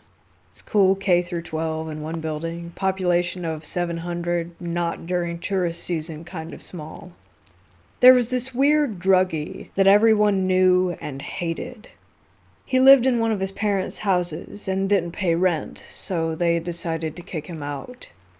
My parents were friends with the family and helped take care of his kids when he couldn't, so we were on pretty good terms. They gave the druggie, I'll just call him D for short, 30 days to move out for failing to pay a single rent check in his miserable life. We weren't doing very well at all financially and needed somewhere to stay or rent. We began talking to D's parents about the house, and they said we could begin renting to buy as soon as he moved out. The 30-day mark came around, and we asked D if he was ready, and he acted like he knew nothing about what we were talking about. His parents said they were just going to give him some extra days and help him move his stuff, so we waited another month. At this point, the current place we were staying in we had to move out of in a few days. We went to the house and went inside to see all of D's stuff still there. We decided we couldn't wait, and just bagged his stuff up and told him to pick it up. Fast forward about a year. We always heard scurrying, like mice and stuff in the ceiling. But we have a ton of strange animals like mice, snakes, lizards, chinchillas, etc. One of our 4 snakes went missing from its closed tank with the clips holding down the lid. There were no holes anywhere to be found. We didn't think anything of it, but it was a bit strange. Eventually, we started hearing louder sounds, and our dad said it was just the house settling. Stuff was disappearing from the fridge, electrical bills went up, we smelt smoke, etc. Us kids got blamed for all of it, and got our phones taken, and my PC was taken away. But the power bill was still up.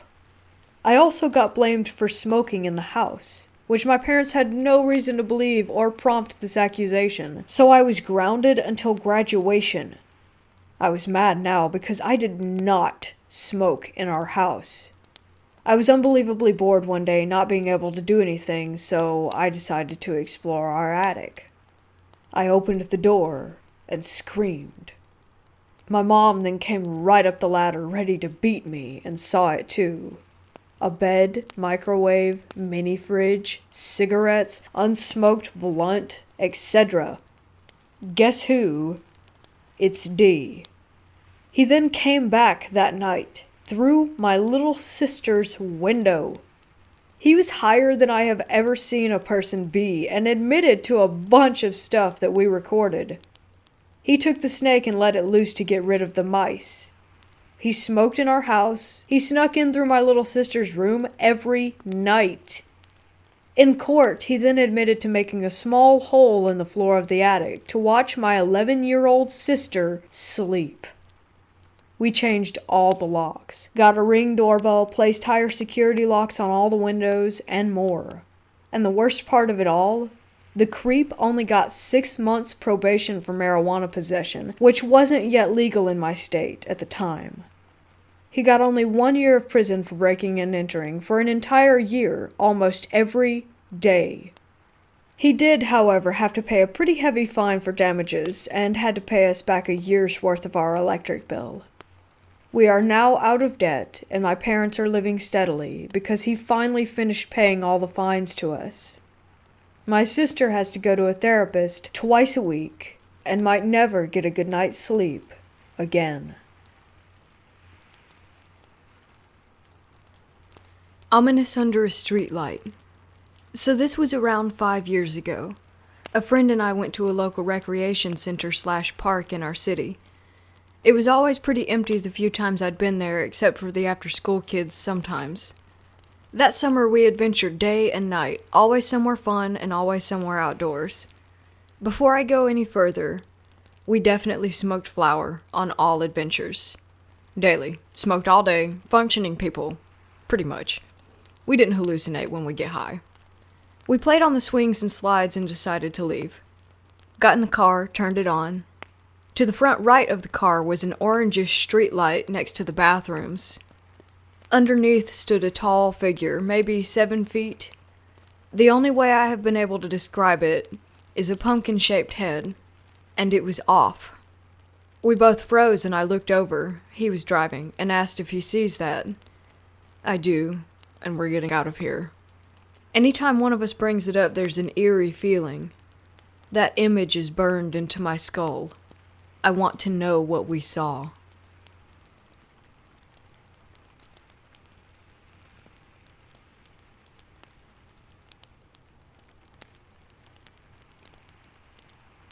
This all happened very recently.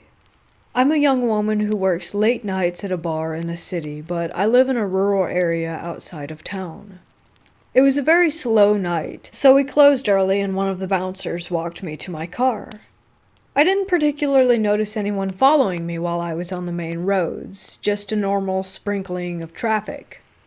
I first noticed them when they turned onto one of the super small roads that leads toward the area where I live. It was strange because people rarely pull off onto that road at the same time as me, as it isn't very populated at all.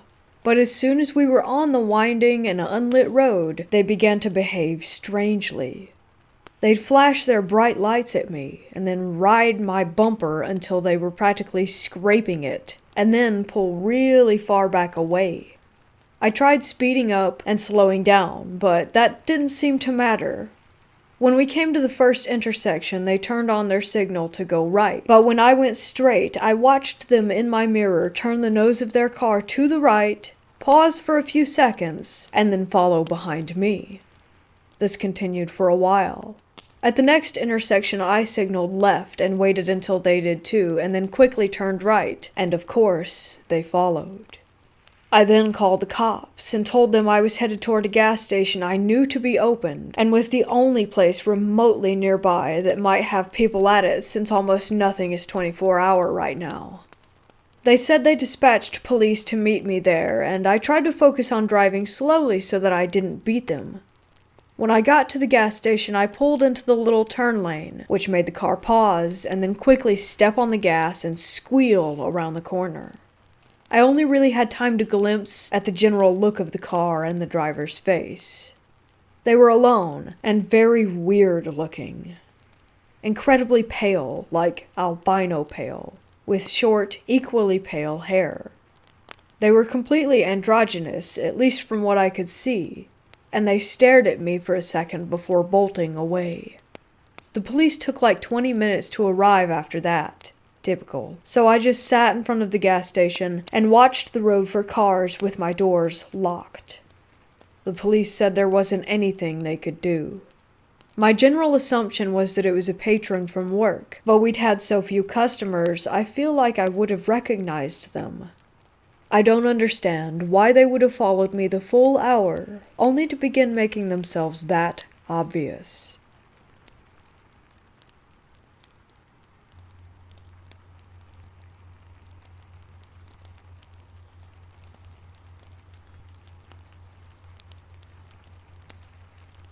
I work in procurement for a large corporation.